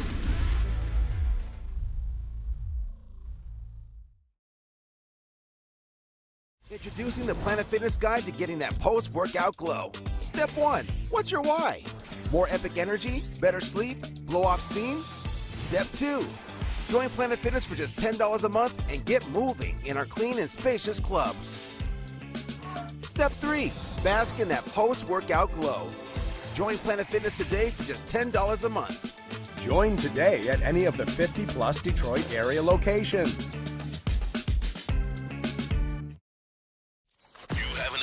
make sure it's seen and heard. Corner, jumper, tweet us, hop on the YouTube chat, slide in the DMS at Woodward Sports on all social media. Welcome back to the Woodward Heavyweights live at WoodwardSports.com. I'm your boy Eazy. That's my guy Spin More Racks. What up, Woodward though? Heavyweights.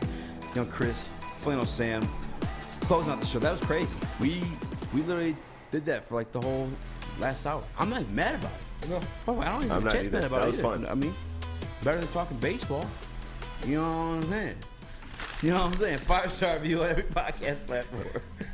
For the record, for the record, I recounted. Easy 100% in me at least one time in there. I was 11-6 is my record. Nah. You 100% in me. Chris has him at 10-7.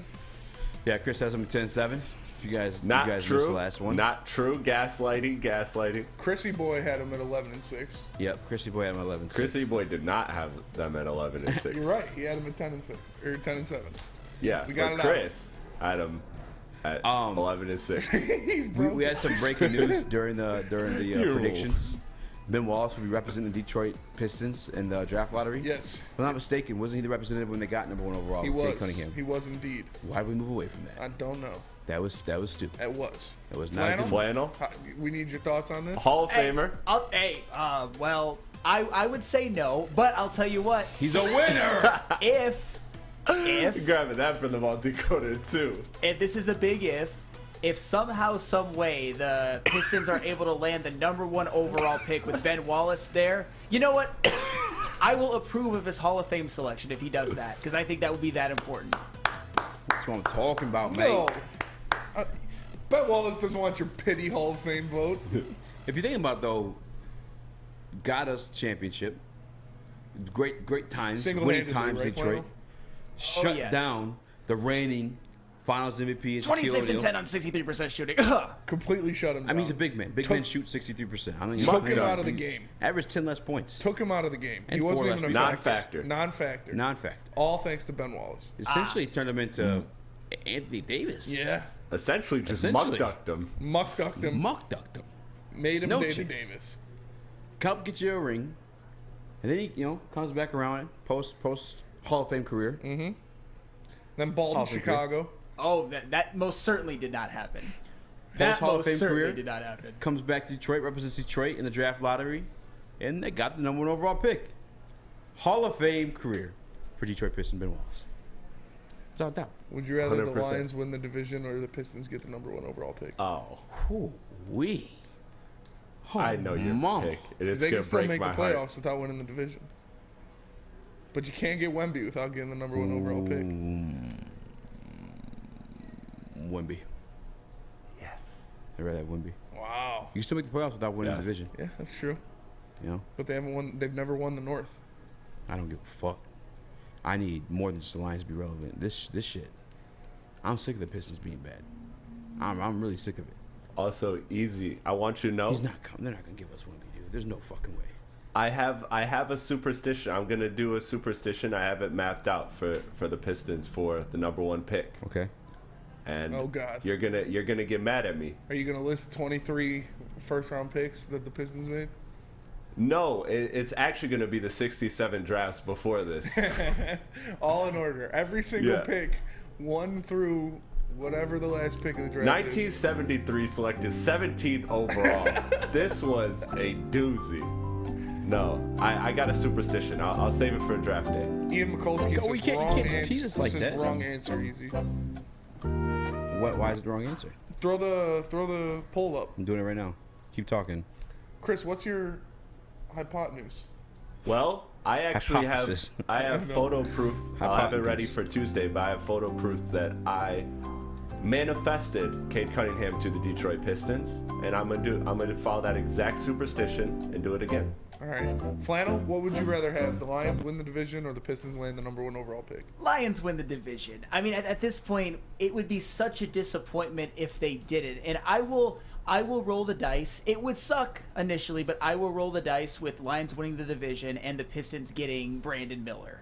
I think that is a better combination than the Lions doing anything short of winning the division and getting Victor Wembanyama. It's a Lions town. It just is. It's fair. Chris? Oh, come on. You know where my answer's at. It's the Pistons. It's the Pistons. It's getting Victor Wembanyama. Like I said, regardless of how his career plays out, it'd be so exciting to have literally the greatest prospect of all time. Who knows how it'll pan out, but it'd be fun to have that kind of star in your city and see how it turns out and be able to root for that every single night. It'd be fun. I'd rather have Connor Bedard fall to 9. And I think that's the most realistic. What'd you rather do? Connor Bedard fall to 9. No. Lions win the division. Really? Yeah. Why, are you not sold on Wemby or what? I mean, I have my injury concerns for Wemby, but I think he's going to be good. But I really want to see the Lions win the division, even if it means I'm getting a tattoo. Oh, you have a tattoo? Oh, yeah, that's right. The Dan Campbell one. Dan Campbell's face on my thigh. This year? Yeah. Why'd you do that? I re-upped at the end of the year last year. You silly fucking goose. You know? What'd you? Oh, it's before free agency. Yeah. That's fair. It's literally the last game of the year, I think. I don't know, dog. Why no Wemby? They can still make the playoffs. They would have made them almost made the playoffs last year. I want a home playoff game in Detroit. We can't afford to go. I'm gonna find a way to go. Oh. I'm gonna do something to get to that game. Bro, who needs kidneys, honestly? I would sell my kidney if it meant I could go to the Lions playoff game. How much can I sell my kidney for? I don't know, but I'd do it. I drink a lot, so I don't know how much that's worth. Oh, that's true. I would have to. Oh yeah, you can't sell your kidney. I drink a lot. You do drink a lot. It's kind of sad. No, isn't wait, no, wait, yeah, it's a liver. Yeah, it's a liver. Okay, we're good. Yeah, get this kidney out of here. Get this out of here. Go. They're telling you to go drink. I want it. I'm not reading that. But they're telling you to go drink something in the Woodward Sports chat. Telling who? Oh, Chris? Yeah, go drink some Bud Light, Chris. Anheuser-Busch owns, I don't know if people realize this, almost all of beer. Yeah. I feel like almost 90% of beer. You know what they don't own? What? Fucking good old the berries. Shout out to Canada. Shout out to Canada. Maybe they might. No, they don't. You confirmed? Yes. I have to make sure before I take a sip of this here beer. I don't want it to make me if you drink Bud Light on tap, if you drink Bud Light on tap, there's extra foam around your mouth. Bud Light does just suck. There's a parade somewhere in Michigan. I forget where it was. I think it was somewhere in Macomb County, in my city, eastern Macomb County. It's a party in my city, country, Macomb County, and they had a Miller Lite float. Anheuser-Busch owns a fucking Miller Lite since 2016. They own fucking Coors, Michelob Light. I think Foster's is still. All right, would you rather get Wemby or the Lions make the playoffs? Lions make the playoffs. What do you mean? Playoffs? Is there any concern for Wemby out of you guys? Are we all? There's an injury concern when he's when there's a 7'6" beanpole. There's an injury concern for sure. But what's the percentage on that on your concern? 69. 42. No, What? You never heard of 42? Oh my god. No, I could have made a bad 16. joke. I would say probably like 35-40%. Wow. Yeah. That's bigger than I thought you'd ever admit. I'm probably around the same. Just injury concern. I don't think he's going to be a bust. I think he's going to be a dog if he stays healthy. But yeah. Flannel sham. I'm not super concerned. There haven't been too many all-time great prospects that have had their careers just wrecked before they even started by injury. Sean Livingston. Sean Livingston was one. Greg Oden was another. But everybody else, even those who had it derailed, had a chance to shine. So to me, Victor Wembanyama, I'm at 15%. All right, Chris? Yeah, I'm at probably 20-25. I do think he will have. It's very valid to have injury concerns for a guy of that stature, but at the end of the day, this dude is putting all the science into his body possible. He is one of those people that he's not playing basketball because he's 7 feet tall. He's playing basketball because he wants to play basketball. And I think when you're a big man like that, you have to take care of your body. And if you're dedicated to a sport, you're going to take care of your body. So, regardless, I'm excited for him. That's fair. But that'll do it for us today. We appreciate you all watching us live on woodwardsports.com. Make sure you like and share the stream. If you're listening on the audio platform, leave us a 5-star review. For the man to my left, the one and only Speak Easy, Chris Platty in the TD booth, JB Smooth on the ones and twos. Not JB Smooth. Sam Flannel on the ones and twos. I am Spencer Raxter. It's okay, Spencer. We are the Woodward Heavyweights. We'll catch you guys tomorrow. Peace. Muck duck.